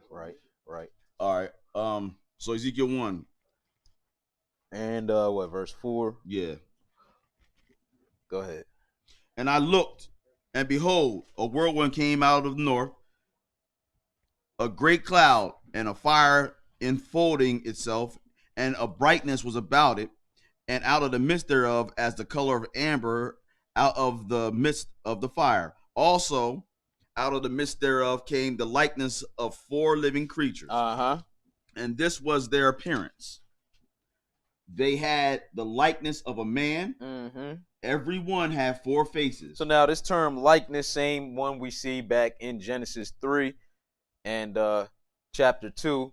I mean, it's just talking about their physical appearance. So they say that they say appearance right there. This was their appearance. They had the likeness of a man. Everyone had 4 faces, and what? And everyone had 4 wings. Uh-huh. And their feet were straight feet. Uh-huh. And the sole of their feet was like the sole of a calf's foot. All right, so their feet was like a calf's foot, and what else? They sparkled like the color of burnished brass. Because again, these angels, as we find out in 1 Corinthians 15, have a spiritual body, which is different than our fleshly bodies. Right. And if we get a minute to look at the example of Satan, we'll see that. So Absolutely. It said they sparkled like the color of burnished brass. Go ahead. Verse 8. All right, verse 8. And they had hands, and they had the hands of a man under their wings, on their 4 sides, and they 4 had their faces and their wings. Their wings were joined one to another, and they turned not when they went, and they went every one straight forward. As for the likeness of their faces, they 4 had the face of a man and the face of a lion on the right side, and they 4 had the face of an ox on the left side. They 4 also had the face of an eagle. All right, so we see that again, these angels have the faces of animals, and I like that Brother Jediah likes to point out that we don't see the angels being created in the beginning, in the creation. Right. So who came first? Because the angels was already here. Absolutely. At the time. So again, is it that they look like the animals, or the animals look like them? Right. Might be more accurate. But we see they got 4 faces: a man, a lion, an ox, and an eagle. Go ahead, verse 11. Absolutely. Oh, go ahead if you got anything. That's not big. You just said it right there. Yeah. You know what I mean? It's just something to look at when we're looking, like thinking a little bit more deeply into how things are. You know what I'm saying? And how them animals could more so likely look like the angels. You know what I'm saying? We're at verse 11. An animal could come up in your yard and watch you. It's just an animal, but the angel say, I see. That's funny. Well, you know, they're held under the chains of darkness. But I mean, but then again, the way my luck with animals, I might have to slow down. only if he cornered me. It's funny. But then again, yeah, they don't die anyway. The Lord said, Paul said rather, be careful who you entertain, for someone to entertain angels unaware. Yeah, so the evil angels we don't see. We don't see those. All right, but now they under chains of darkness, as the brother quoted. But now we got plenty of examples of angels working for the Lord being seen all throughout the Bible. So this is what these ones look like, and obviously they good angels. But look. So we have mold this over a little bit too sometimes. So you see how, like, you know, like how Horus and Set and all them cats, you know what I mean, how they got animal faces, you know what I'm saying? You know what I mean? And different deities throughout the years, you know what I mean? People that have picked up, sometimes they have animal faces, so it wouldn't be a stretch, you know what I'm saying, to think that, you know what I mean, because, you know, all fallen angels are dealing in mankind with people that's really deceived, you know, in order for them to worship them. So it wouldn't be a stretch for them, like, you know, put in somebody's mind what they might look like. You dig what I'm saying? Absolutely. You know what I mean? Something to think about. Oh man, they about to, here we go. They about to open up. So where do they get their visions from? They don't change the darkness like you said. They can't show them one time. Right. So long, even before coming to the truth. Yeah. And I guess I just let it die down. It's cool. We're gonna dig a little bit, man. We're gonna go into that Egyptian stuff a little bit, because a lot of time people Egyptians have some some imagery where they got these same 4 heads. Yeah. So I quoted it earlier, but let's go back to Babel real quick, if you don't mind. All right. So it's net.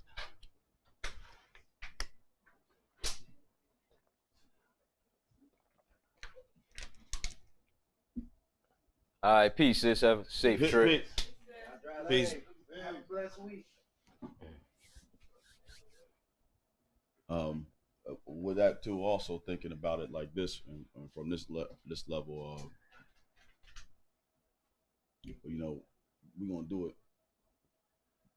But while we here, you see this, how their feet is, like you said, straight. They got straight feet and look like gas feet, right?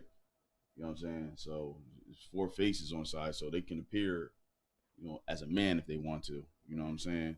So they can appear as fire also, because we've seen that one was in the burning bush. You know what I'm saying? With Moses. So and then Lord make his angels ministers of flame of fire. Yeah. You know what I'm saying?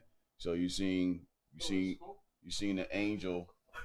I haven't seen one in the scriptures as smoke, but I've seen one with an angel. You know, you see the tongue, the hand moving. You know, it's the hand because it said it had hands underneath their wings. You know what I'm saying? Even the tongue was Even the cloven fire.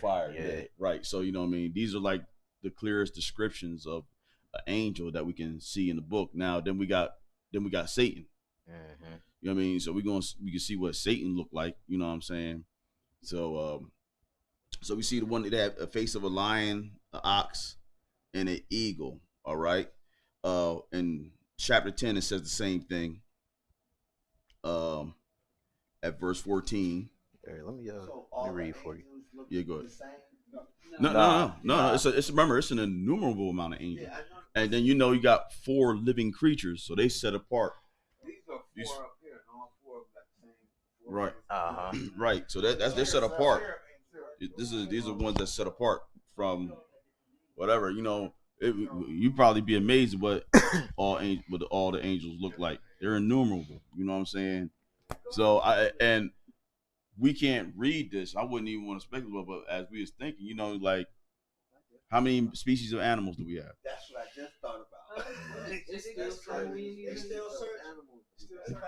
So when you think about faces on things, you dig what I'm saying? Like you can't read that, but you know, you got something to think about.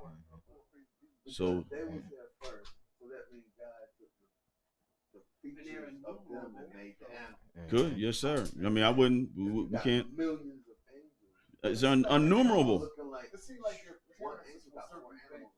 So, like you have one that's in Matthew 28. You know what I mean? And then you're looking at, other angels. I mean, it seems like when people see certain angels, you don't normally see them with the 4, as a 4 face. It normally comes in some type of like lightning or like you said, what do you call it? The tongues of fire and stuff like that. With the account, that's what I'm saying. They're so it's not enough information on them out the Bible. You know what I'm saying? To be, go through definitively saying this is that, what they look like this. But what we can read, that's what we seeing about the 4, especially about the 4 living beasts, and then what Satan looked like, because he made in the full pattern of beauty according to what God said. So when you look at, let's look at it. Ezekiel 28. Let's look at him, and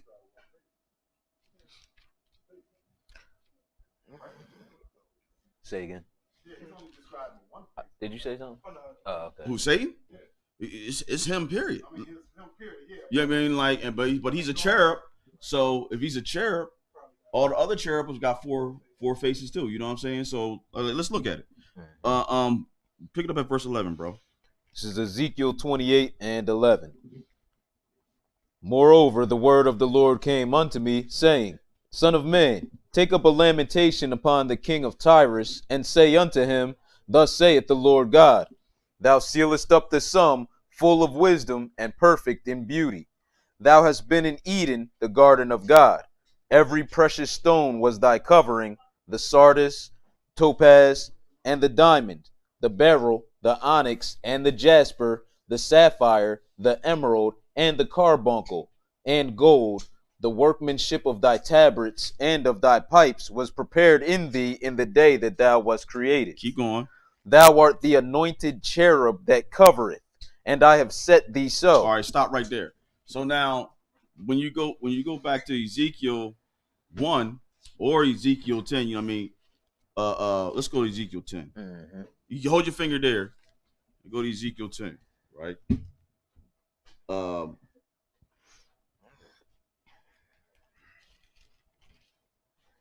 And pick it up at verse 1. Then I looked, and behold, in the firmament that was above the head of the cherubims, there appeared over them as it were a sapphire stone, as the appearance of the likeness of a throne. Okay. And he spake unto the man clothed with linen, and said, Go in between the wheels, even under the cherub, and fill thine hand with coals of fire. All right, mix that. Go up verse 8. And there appeared in the cherubims the form of a man's hand under their wings. Go ahead. And when I looked, behold, the four wheels by the cherubims, one wheel by one cherub, and another wheel by another cherub, and the appearance of the wheels was as the color of a beryl stone. Uh-huh. And as for their appearances, they four had one likeness, as if a wheel had been in the midst of a wheel. Mm-hmm. When they went upon their four sides. They turned not as they went, but to the place whither the head looked, they followed it, and they turned not when they went. Go ahead. And their whole body, and their backs, and their hands, and their wings, and the wheels were full of eyes round about, even the wheels that they four had. So now we talking like now they had eyes all over. You know what I mean? So now we're looking at these four creatures. In Ezekiel 1, it said they had one was of the color of burnished brass. You know what I mean? But you see their descriptions of what these cherubs look like. One got calf feet. You know what I'm saying? They got calf feet, four faces. You know, burnished brass like body, 6 wings, eyes all over their wings. You know what I'm saying? But then we look at Satan. You know what I mean? And I see how they are here. Mm-hmm. You know what I mean? And what it says here. But then when we get the Satan's or Lucifer's body, Mm-hmm. now the Lord's telling him, like when we go back there, he says, thou hast been in Eden, the garden of God, every precious stone was thy covering. The sardius, the topaz, the diamond, the beryl, the onyx, the jasper, sapphire, emerald, carbuncle, gold, the workmanship of thy tabrets and pipes was prepared in thee the day that thou was created. So like alluding to some type of singing or, you know, musical incline. Mm-hmm. You know what I mean? With him. So everything that mankind go and kill over and dig up, he made of this. You know what I'm saying? Like this is what he made of. Where it's making a distinction with him. Mm-hmm. And then according to these four beasts. And then he said, verse 15. Got you. Thou wast perfect in thy ways from the day that thou wast created, till iniquity was found in thee. By the multitude. So that's good. So he said he was perfect in all his ways, meaning like how he was moving, what he was doing. You know what I mean? His body made him feel in a pattern of beauty. You know what I'm saying? So it's like this guy here. One of the reasons why, although Jesus is not nowhere looked on and formed as an angel, but you can see in like Isaiah 53 where he says he is comely. You know what I mean? He didn't come like that. He looked like a regular guy. You know what I mean? You know, really definitely showing you the contrast between what Satan did. You know, Satan came in beauty, and because of his brilliance and because of his position, you know, he got full of himself. You know what I'm saying? So, you know, it's just a contrast. True indeed. You know what I'm saying? Between Christ and Satan. You know what I mean? Because he says it's going to tell you where his iniquity was. It says, by what? Verse 16. By the multitude of thy merchandise they have filled the midst of thee with violence, and thou hast sinned. Therefore I will cast thee as profane out of the mountain of God, and I will destroy thee, O covering cherub, from the midst of the stones of fire. And then why? Go to verse 3 and show you. Because he got full of himself. That's why he's the king of pride. Go ahead, bro. Behold, thou art wiser than Daniel. There is no secret that they can hide from thee. That's why the Lord tells you to watch how, you know what I mean, you know, when you have knowledge, you know what I'm saying? Knowledge, what does knowledge do? It puffs it up, you know what I'm saying? So you don't want to fall in the condemnation of Satan or how he do things, you know what I mean? That's why you're supposed to be always very meek and very humble. And when the Lord blesses you with wisdom, it's not for you to get puffed up on. Right. It's for you to really admonish other people and try to like basically win souls. If one that wins souls is counted as wise. It's not for you to sit here and be on some, you know, look at me, you know, get vainglory. That's not what it's about. Right. Because you could get very prideful and the Lord gonna strike you down. Go ahead, bro. Verse 4. Yeah. With thy wisdom and with thy understanding, thou hast gotten thee riches and hast gotten gold and silver into thy treasures. Keep going. By thy great wisdom and by thy traffic hast thou increased thy riches, and thine heart is lifted up because of thy riches. See what I'm saying? Now, the Lord's using in contrast. He's talking about a physical king here that was in Tyre, but just like anyone's here, and we read like in Revelations, how the dragon gave the abomination his seat and his power and great authority. And this is the devil's trump card. This is what the Lord gave him. You know what I mean? This is only play. The devil can't make you do anything. But if you bow down and worship him, he's able to give you all the riches in the world because that's what he had. He offered it to Jesus. You understand? So he says, by thy wisdom and by thy traffic, you know what I mean? You have gotten riches and all these things, you know what I mean? Alluding and playing to not only the dude that Satan is behind, but Satan himself. You know what I mean? Like, look, he's the king of this world right now. All right?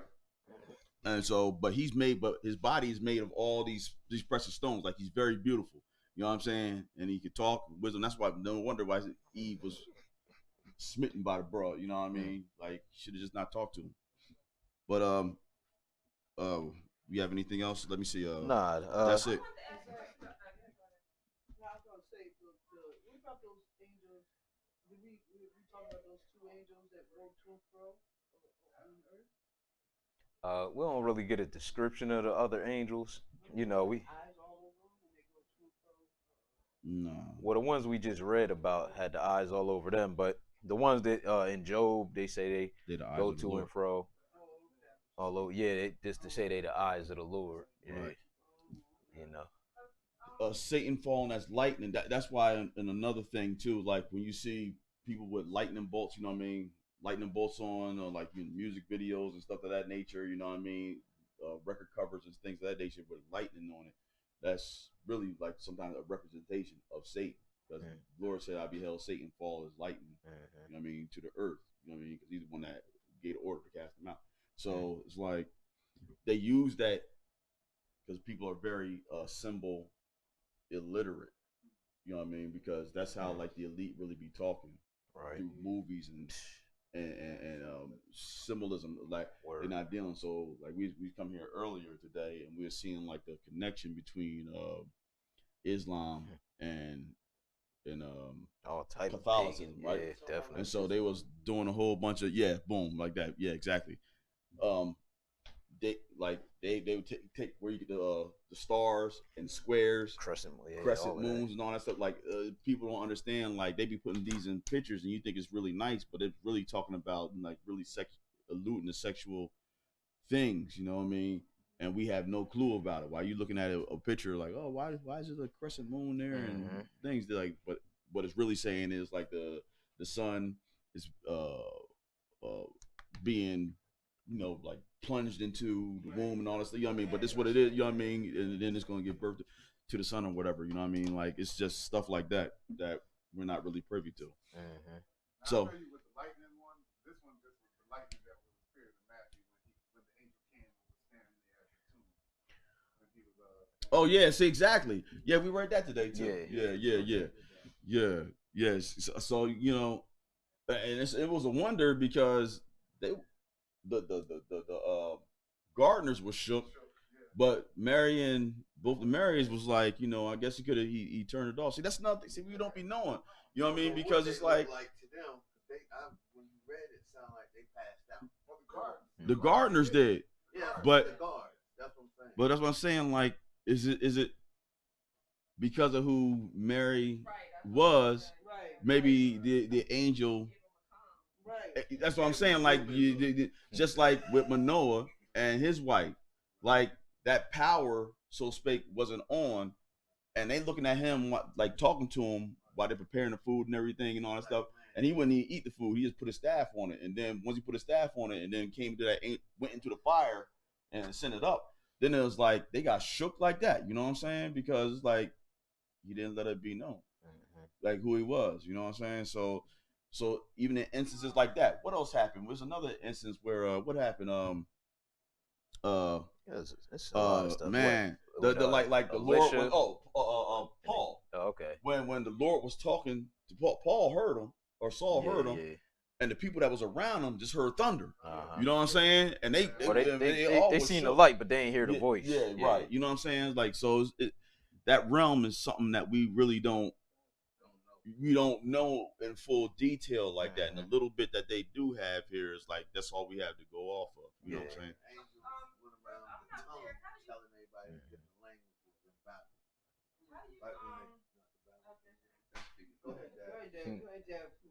Then quench the spirit. Right. Like when it said, like when y'all were saying, you know, the angels are in chains of darkness. But were they in chains of darkness when they went to when Satan? Okay, so Satan in his beauty, he was in his beauty talking to Eve. Yeah, absolutely. But in chains of darkness, we can't. Like, what is it now? Like, is there a restriction now? Yeah, absolutely. Like, was it there then, or like, Well, let's read it. Yeah, let's read it. Go back to Genesis. Say again. We're gonna read. It. Genesis is gonna give us some. Yeah. We're gonna look at it. Cause something happened, you know, to the serpent after he talked to Eve. You know, the Lord set forth judgment for all three of them.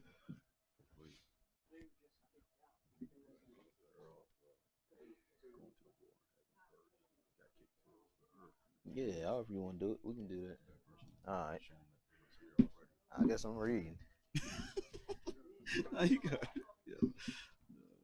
I'll read. You got it, cuz. I like to read, man. All right, that's good. All right.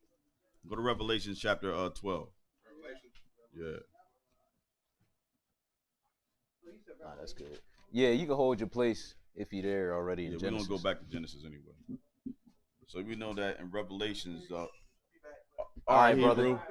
Peace. Yeah, we here for a little. All right, y'all. For a little taste. You know, in Revelations, you know, the Lord takes you. Yeah, 12. It takes you from the beginning, before the beginning, to the beginning, and then even towards the end. Right. All right. So it's taking you. You got to read where it's starting at. So this is like even before man was even came on the scene yet. So let's pick it up at chapter 12 and verse 1. And there appeared a great wonder in heaven, a woman clothed with the sun and the moon under her feet, and upon her head a crown of 12 stars. And she, being with child, cried, travailing in birth, and pain to be delivered. So we talking to none other than Israel. You know, to get confirmation of that, you can just read Genesis chapter 37, 9 through 11, and I'll tell you about the woman clothed with the sun and the moon under her feet and the crown of 12 stars. All right. So and she being with child, travailed in birth, you know what I mean? That's talking about Jesus. Right. All right. And go ahead, talk about the other wonder in heaven. Go ahead. And there appeared another wonder in heaven, and behold, a great red dragon, having 7 heads and 10 horns, and 7 crowns upon his heads. And his tail drew the 3rd part of the stars of heaven, and did cast them to the earth. All right. So now we understand. So the dragon, we already want to see who the dragon is at verse 9. You know what I mean? This is before man was on the planet. All right. This is telling you like what's going to happen here because Satan, it was a rebellion. Mm-hmm. You know what I mean? So this is when they're going to get kicked out. All right, go ahead. And his tail drew the third part of the stars of heaven and did cast them to the earth. And the dragon stood before the woman which was ready to be delivered for to devour her child as soon as it was born. So just so you know, without going all the way all through it, you need to understand that when Christ came, you know, he's like under Moses. The same thing that happened with Moses when he was in Egypt. You know, he was in Pharaoh gave a decree to kill all the men child. Same thing was going to happen when Christ came on the scene. Same thing happened to him. So that's what it says. The dragon stood before the woman to devour the child, which was going, when we read in Genesis chapter 3, the prophecy concerning when God started giving judgment for disobedience. He said, you know, to the woman, you know, he's going to give judgment. We're going to get there. What's going to happen to Satan? What's going to happen to the woman and her seed? Right. All right. That's what it's alluding to. We're going to get to that. All right. So now, skip down to verse 7 so we can get to what this is all talking about. Go ahead. And there was war in heaven. Michael and his angels fought against the dragon, and the dragon fought and his angels. Go ahead. And prevailed not. Neither was their place found any more in heaven. So now their place wasn't found no more in heaven. This 1/3 that the dragon drew, he drew a third of the stars of heaven. These are the angels. So the place they fought with Michael and his angels. They're not found no more in heaven. So now where are they going to go at? To the earth. Now when did this happen? Where was it? Where they go to, bro? It wasn't found anymore in heaven, right? So now where they going to? They're going to the earth. Man's not here. So now, whenever the Lord decided to make man, however many eons or billions of years, whenever it happened, they was here. But they're not under the chain of darkness.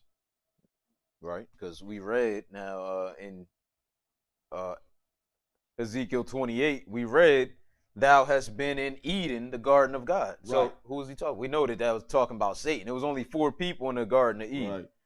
So we know that was talking about Satan back then. Right. And it described exactly what he looked like. It didn't, you know. Stop from it. And see, this is how we understand. This is how you start when you start putting scriptures together. You know what I mean? You'll get the understanding that, like, okay, why would he go if they were under chains of darkness, or Satan, particularly Satan in the Garden of Eden? The angel had to be around someplace, but in the Garden of Eden, Lord told them, "Hey, you can eat of every tree of the garden, but the tree that's in the midst of the garden, you know what I'm saying, tree of the knowledge of good and evil, don't eat of it. You had to be able to see it. You dig what I'm saying? So it had to be seen in order for him to say it, because it couldn't have been, you know what I'm saying? So that's how you can deduce that he wasn't under the chains of darkness then. The Lord's you're going to actually see it when we go and read it, when the Lord's going to make that claim. And then we'll read it another place too. So it will solidify. So now, and Michael and there was a war in heaven. Michael and his angels fought against the dragon fought against his angels, and they prevailed not. Neither was their place found anymore in heaven. Keep going. And the great dragon was cast out, that old serpent called the devil and Satan, which deceiveth the whole world. He was cast out into the earth, and his angels were cast out with him. Go ahead. And I heard a loud voice saying in heaven, now is come salvation and strength and the kingdom of our God and the power of his Christ. For the accuser of our brethren is cast down, which accused them before our God day and night. First, skip to verse 12 and read. Therefore rejoice, ye heavens, and ye that dwell in them. Woe to the inhabitants of the earth and of the sea, for the devil is come down unto you, having great wrath, because he knoweth that he hath but a short time. So now his sentence is set. He knows what's going to happen. When he got cast down, he knew that him and the rest of the angels that followed him, they're going to the lake. They know that already. So now they're just here waiting for judgment. So now let's go to Genesis chapter 2, and we're going to see, because he's already here. Now the Lord going to start doing what he's doing, huh? Yes, sir. So was they also able to see other demons, I guess, while they were there in the garden? Since they were visible, right? Well, they're only in. So you got to understand, they are only in the garden. Now what we can read or deduce from this, the only ones that's in the garden are those 4. So, you know, they didn't go. Remember, they got kicked out of the garden. Now, what's out in the garden? By that time, you know what? If the angels could be seen, by the time they got kicked out, you're gonna see what happens. Lord he said when he gives sentence to Satan, I'm gonna make you lower than.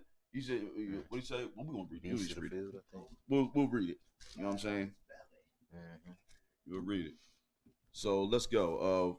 Go to Genesis chapter 3, and we're just gonna get right to it. We're gonna get right to verse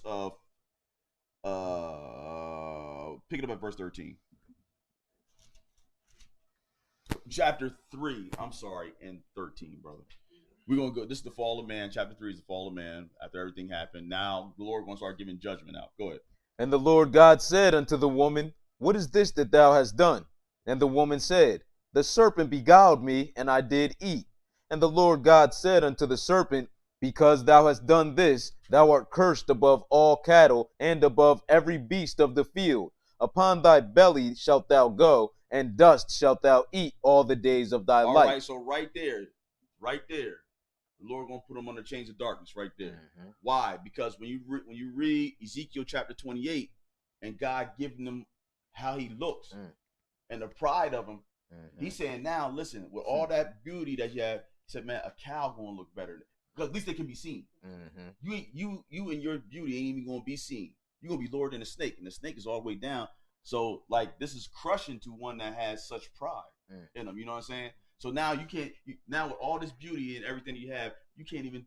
Nobody can ever see you now. You know what I'm saying? So now He says, and the Lord said unto the serpent, because thou hast done this, thou art cursed above all cattle, and above every beast of the field. Upon thy belly thou shalt go, and dust shalt thou eat all the days of thy life. All right. And go ahead, here's the prophecy. Go ahead. And I will put enmity between thee and the woman. Go ahead. And between thy seed and her seed. Right. And we understand that the devil is an angelic being. Mm-hmm. They can't procreate. Right. All right. Men, as for the women, men are the one that have seed. Women don't have seed. They have, the egg. So we understand that when Christ, Lord, made a body and placed the seed inside of the woman. That's why it says the woman's seed. She don't have no seed. You understand? Because Christ had to come through that. If it would have came through a man, so to say, it would have been tainted, because everybody was tainted because of Adam. So it couldn't happen that way. God had to make the body and prepare that body for him, put it in there so that now he can be a prototype again, his own Adam. Right. You know what I'm saying? So that he can do this thing right. That's right. The first Adam blew it for us. So the next Adam had to do this thing the right way. All right. And it had to come. No one else could do it but God. That's why the woman is a vessel. She's the vessel in order for it to come through. He had to be made in the body like the seed of Abraham, because that's how it had to come through. You know what I'm saying? In order for him to walk this thing out right, become the right sacrifice, a worthy sacrifice, because the blood of bulls and goats can't not atone. And Leviticus chapter 17 tells you that the Lord has given us the blood for an atonement. That's right. So the blood could not be tainted. And if Adam would have came through regular birth, if Jesus would have came through, Christ would have came through regular birth, the blood was already tainted because Adam blew it for us. So he couldn't do it. Y'all get me? Y'all understand? All right. So now we'll put enmity between thee and the woman, and between thy seed and her seed. It shall bruise thy head. That's why when we read back there, he said he stood in Revelation 12. He stood before the woman to devour the man child when he came out. So he says, and I will put enmity between thee and the woman, the Satan and the woman, and between thy seed. The seed of Satan is going to be anyone that follows him. That's right. That's why Christ told you in John 8, ye are of your father the devil, and the lust of your father ye will do. He was a murderer from the beginning. All right, you understand? Yes, sir. So that's because they was following Satan. All right, so now he says, and her seed, it shall bruise thy head, but thou shalt bruise his heel. His heel meaning like that's Christ being on the cross. You know what I'm saying? But her seed is ultimately, when you take somebody's head, you're done. That's why he came to destroy the works of the devil. The woman's seed did. So that's why he's trying to kill her and do all that stuff. So I came here to say, that's the prophecy. What else are we talking about? The appearance, him not being able to. Oh yeah, there it is. So now he's on the chain of darkness right there. So now let's go to Jude. Let's go to Jude now. Okay. Yeah. And after that, I got one. Because he says at verse 14, it says, and the Lord God said unto the serpent, because thou hast done this, thou art cursed above all cattle, and above every beast of the field. Upon thy belly thou shalt go, and thus shalt thou eat all the days of thy life. And now, there you are. You're in the chain of darkness. You and anybody else that came and fell with you. You're not going to be able to. They're not going to be able to see you in your full strength like that. Now you can just whisper in their ears and work through people now. But to see you, you ain't gonna have a chance. That's technically what the chain of darkness is. That you can't see them. Yup. Because all search the scriptures, you only gonna see no evil. We're gonna look at one example outside of what we already looked at. Right. So where we at? Jude 6. There's only one book in Jude anyway, right before Revelations. And let's look at it. Verse 6. And the angels which kept not their first estate, but left their own habitation, he hath reserved in everlasting chains under darkness unto the judgment of the great day. So you understand. So now this is where it happens. Where are they reserved at under chains of darkness? The devil and his angels got kicked to the earth. So they're here, and this is their hell. Mm-hmm. This is their hell. So there's another place that says they were cast to hell. Right. You know what I mean? Like, when we can read, when they cast to hell, where's the only place they cast? Because we understand that hell is a condition. You know what I mean? So we got to qualify it. So when you read through scriptures, you say, well, when the only time you see that they cast down is when they fight with the angel, with Michael and his angels fight. They get cast to the earth, which is hell now, to them. And they still not. That don't mean they ain't going to the lake of fire. Which is hell also. Right. You know what I'm saying? But that's ultimate. But then when you read that in Revelation 22, it tells you that death and hell is cast into the lake of fire.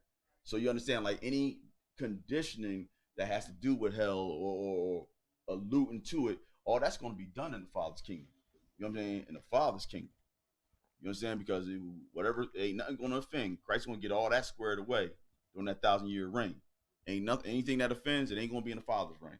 It's going to be nothing but God's and what's in the lake of fire. That's it. So that's it. They're underneath the chains of darkness. You got anything else, bro? Yeah, just Matthew 4.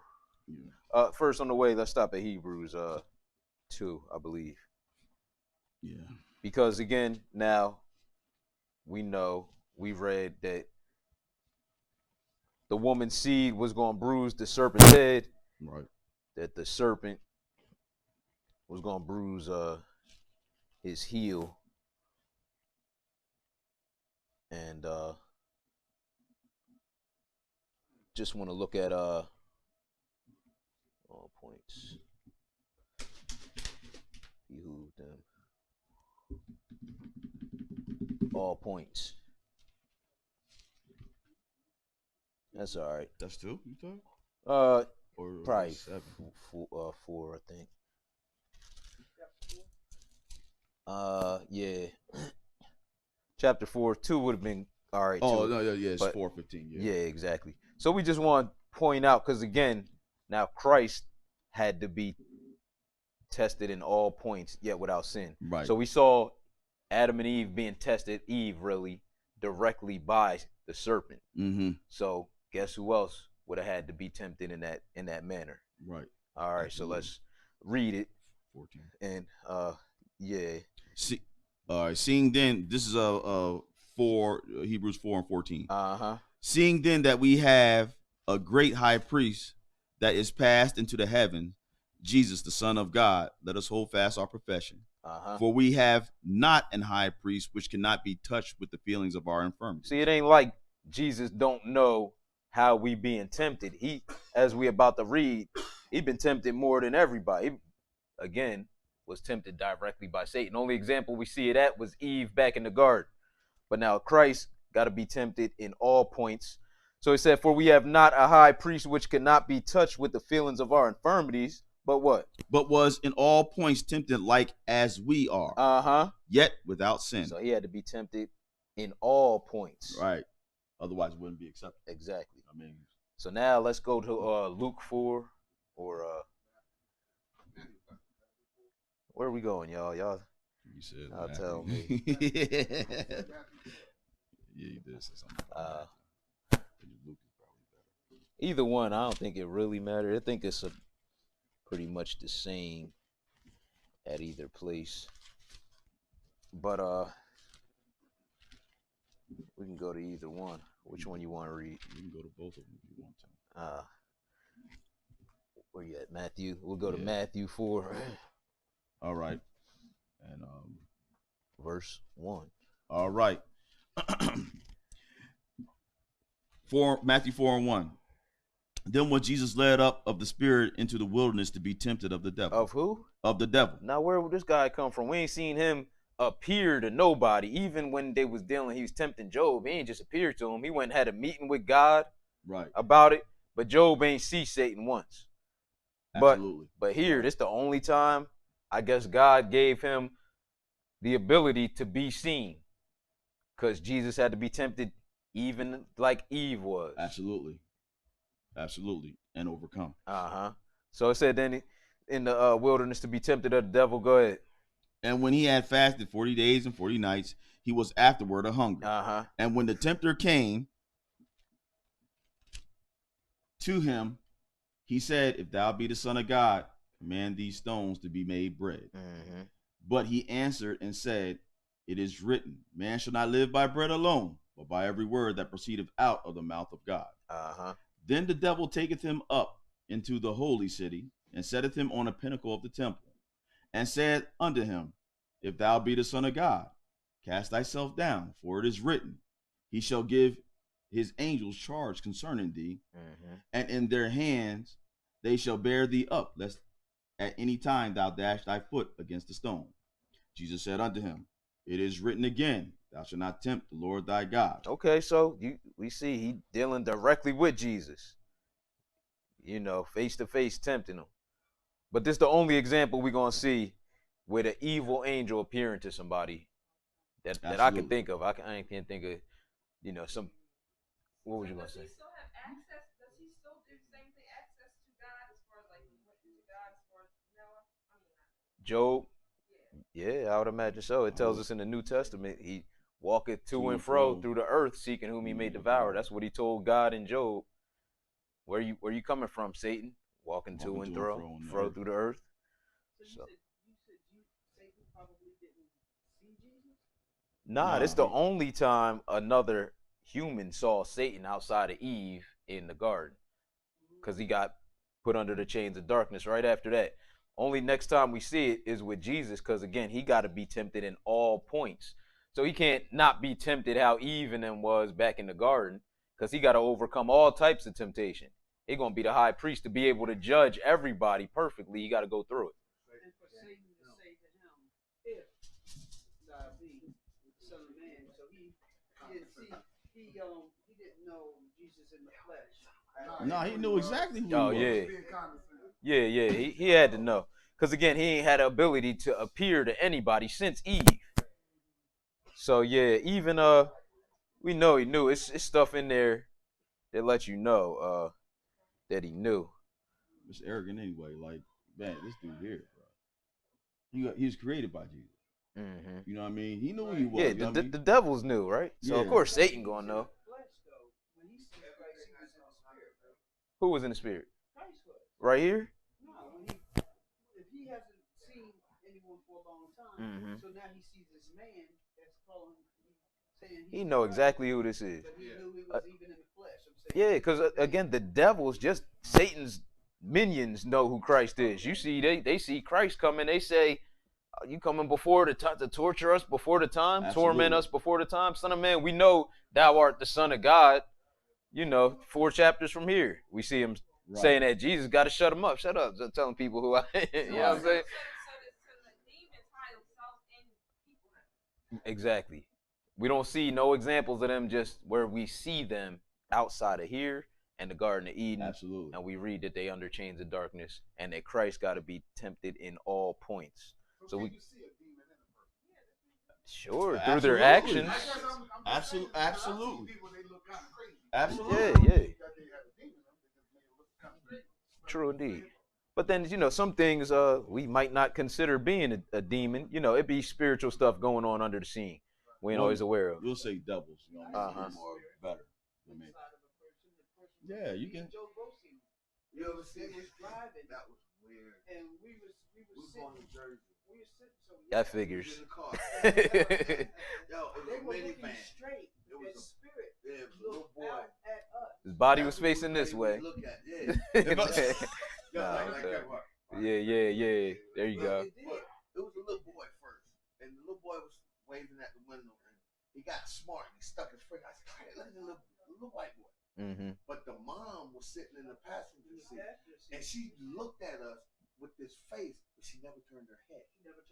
She was sitting in the, and he just looked at us. I was like, "Yo, we had to put." Yeah. Oh man, y'all pulled over, huh? We okay. See, he was riding beside him on 95. Some cats can't. Boy stuck his finger up, so I was like, some cats can't take a dragonfly. The mom sitting there, and I wanted to say, point at her son. Your son sticking his finger up. But when I looked at her, her whole head But she was steady. But you could see through the face that was there. You could see her head still sitting this way, her hair, her head. But the face turned and looked at us. We was like, yo, scared to this out of me. I just good stuff. Yeah, you know that's what I'm thinking, right? I was trying to say how to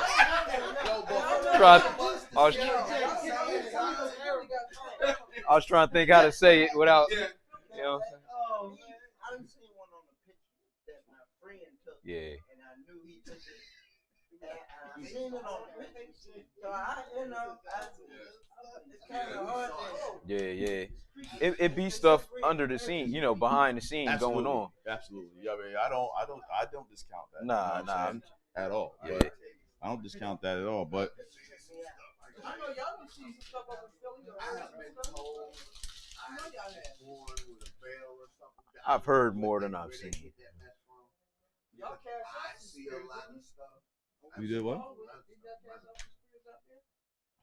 I haven't personally, but now I know, you know, I've heard people tell me some experiences that they've had just with people, you know, that might seem like they're not in their right mind, cussing them out and stuff like that, and they be like, you know, I rebuke you in Jesus' name. They just like walk away, like they've been yelling and cussing the whole time. As soon as they say Jesus' name, they just turn around, huh?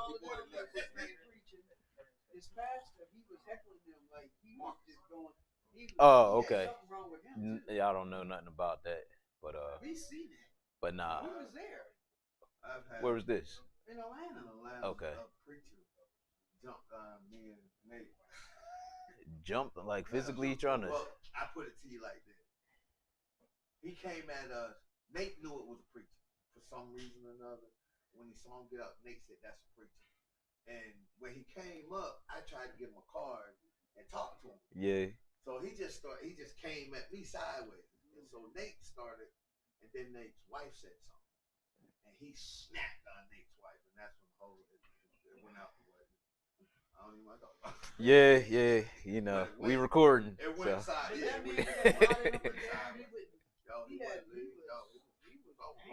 Yeah, and you know, it's different kind of spirits though. Even some stuff we might not look at as being, you know, necessarily evil in that sense. You know, sometimes the Bible talk about evil as something undesirable circumstance, you know, it'll call evil. But we see examples of people like with a dumb spirit on them that just couldn't talk. You know, and then the spirit being cast off them and then being able to talk. Or exactly. I was just about to say people with bodily infirmities, weaknesses, you know, spirits being cast out of them.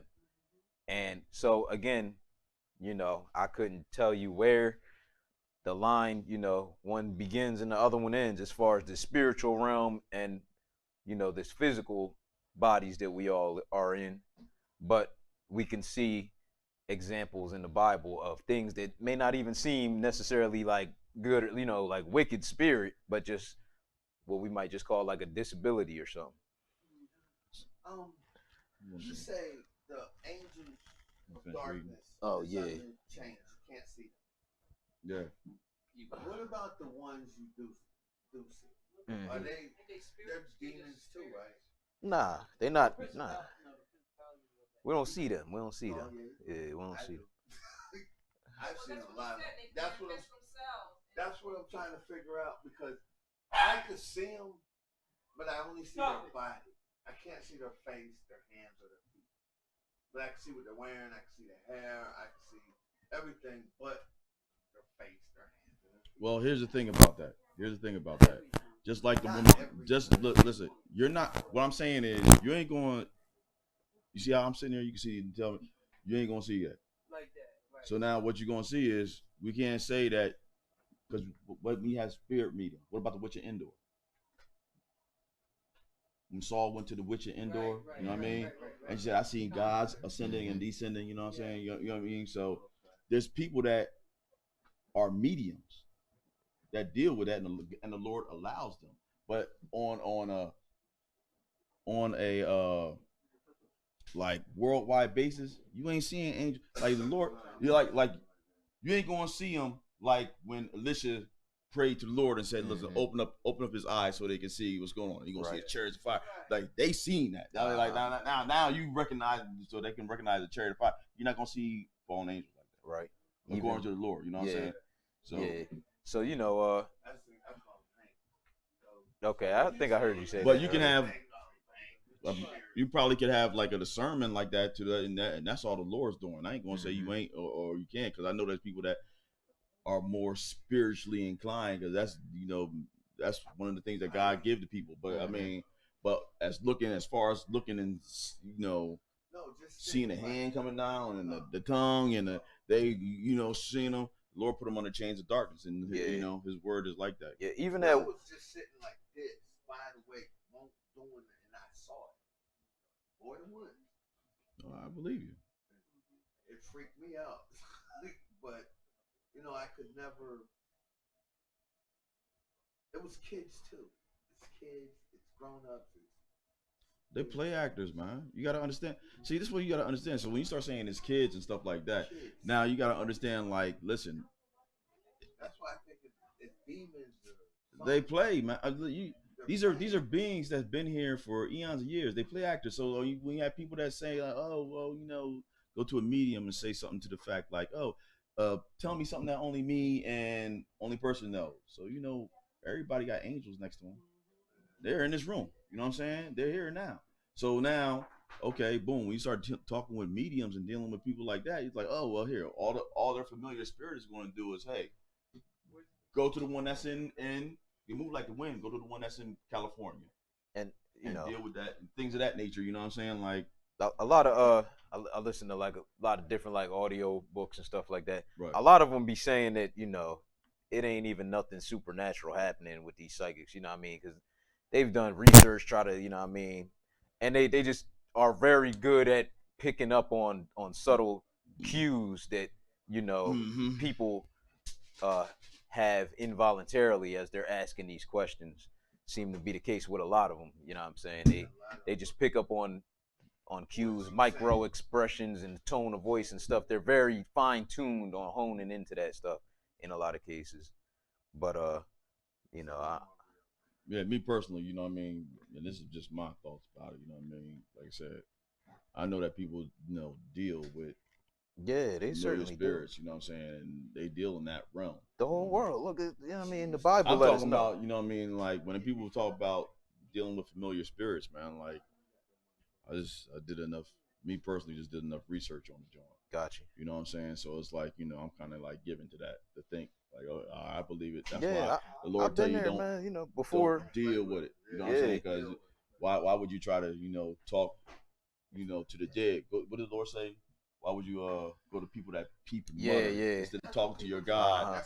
That talk to him. I have people told me talk to him. No, I'm not saying nothing. What he I'm say? scared. Yeah, wizards that peep and mutter or whatever. Should not a people seek unto their God? Yeah. When you're looking at something like that, and it's real, you're looking at it. But then when it looks at you, it's when you get scared. That's when it looked at me, I knew it was on assignment. You're gonna get ready to close out. Yeah.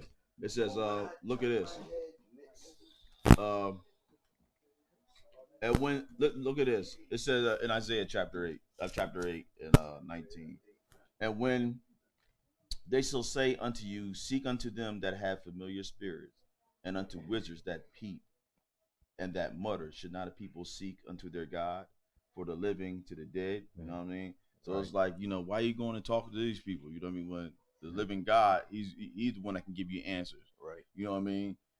Deuteronomy, where is it at? 13. Deuteronomy 13, Deuteronomy 18 too, also, right? Where you're not supposed to even deal with none of these people like that. You know what I mean? It's not to say that they can't. Yeah, I don't deal with no media. Yeah, it's 18. It is 18. You better shut up. Yeah, here it is. Look what's saying in Deuteronomy 18. It says at verse 9. Read that, bro. All right. When thou art come into the land which the Lord thy God giveth thee, thou shalt not learn to do after the abominations of those nations. So understand right now. So this is what the nations are doing before they even get into their land. They're already practicing spirit worship and necromancy, all this stuff. And the Lord's going to let it known. So he said, don't even deal with that. Go ahead, bro. Because ultimately they're dealing with fallen angels. No matter whether they call themselves Horus, whether they call themselves Set, you know what I mean? As time goes on, they're going to call themselves Zeus. They're going to call themselves whatever else. It don't matter. Whatever it is. Before it was Mithra, it was Dagon. You know what I mean? These are just fallen angels trying to get worship in different different like for the Phoenicians and all different nations. So it don't matter. You know what I mean? This is what it is. Same thing, like warm soup all over again. So good.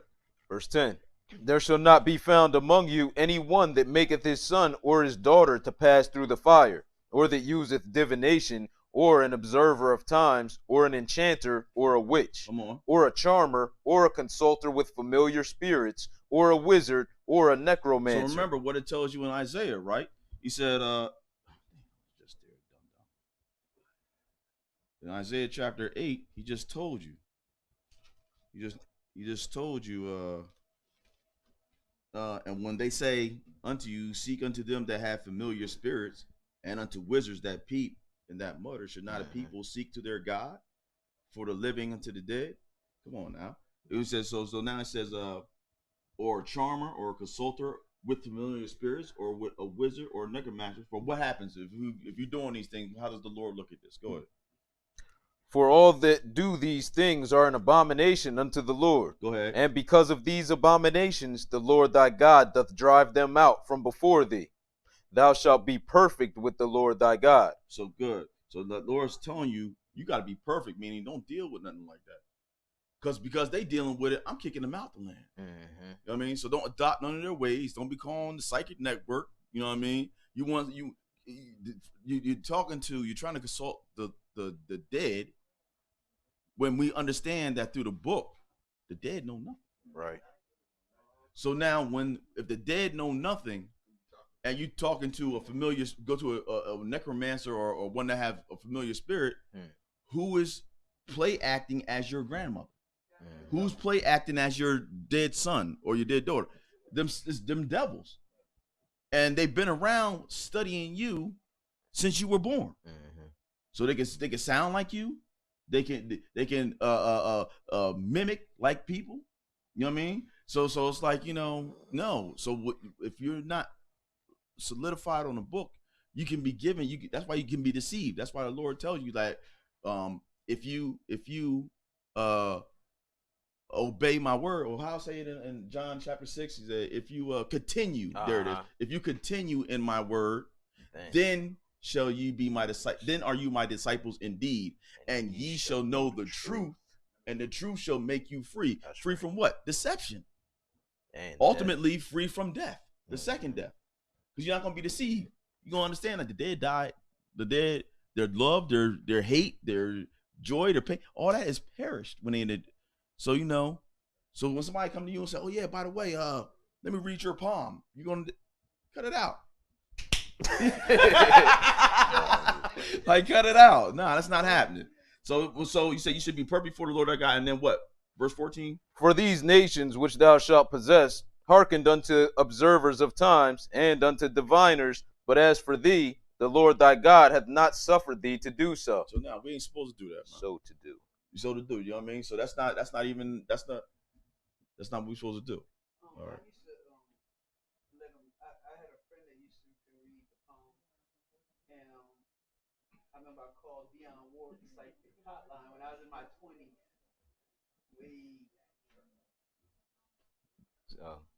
Would they tell you anything? Yeah, it's like you gonna meet Joe, huh? And the palm reader told me my son dad wasn't gonna live. He didn't. He's dead. But that was after me. That was before him. Mm-hmm. They told, yeah. You know what I mean? He died. But I ain't dealt with that stuff in probably 20 years. Man, you got baptized, didn't you? Yeah, this was before she met me. And then it tripped her out because she told her it was going to be a guy with 3 letters. Oh, how broad is that? Yeah, right. But even so, I hear you, bro. And I can't stand the name Joseph, so my name is Joe. Okay. My name is Joe. Oh man. I hear you, bro. But you know, we know coming soon. That's gonna be wholesale going on in the world. We know that. It said that we read it earlier. Satan gonna be behind these people, you know. So it's not like it's not possible. We know in chapter 13 he let you know as much. The Lord can put this in front of you to prove you. You know what I'm saying? I think I was punished for it though. Yeah. I had a tumor after that. You know what? That's I thought funny. That's funny. I was like, I hope she don't say something like that. But nah. So 8 o'clock. Because I know you had something else on mind. You was going someplace. We got one question. Yes. One last question. The young man, Get your question out. all right.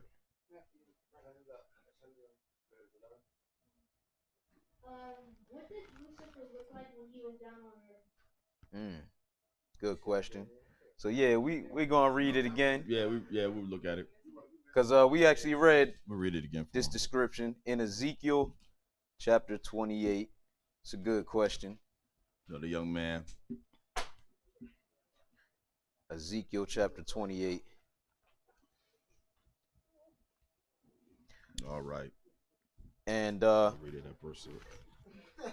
we're gonna start at verse 1, and we're gonna skip around because just to show you that, you know, we don't see these angels anymore, because this is what we've been talking about. They hidden, they invisible, the evil ones like Satan.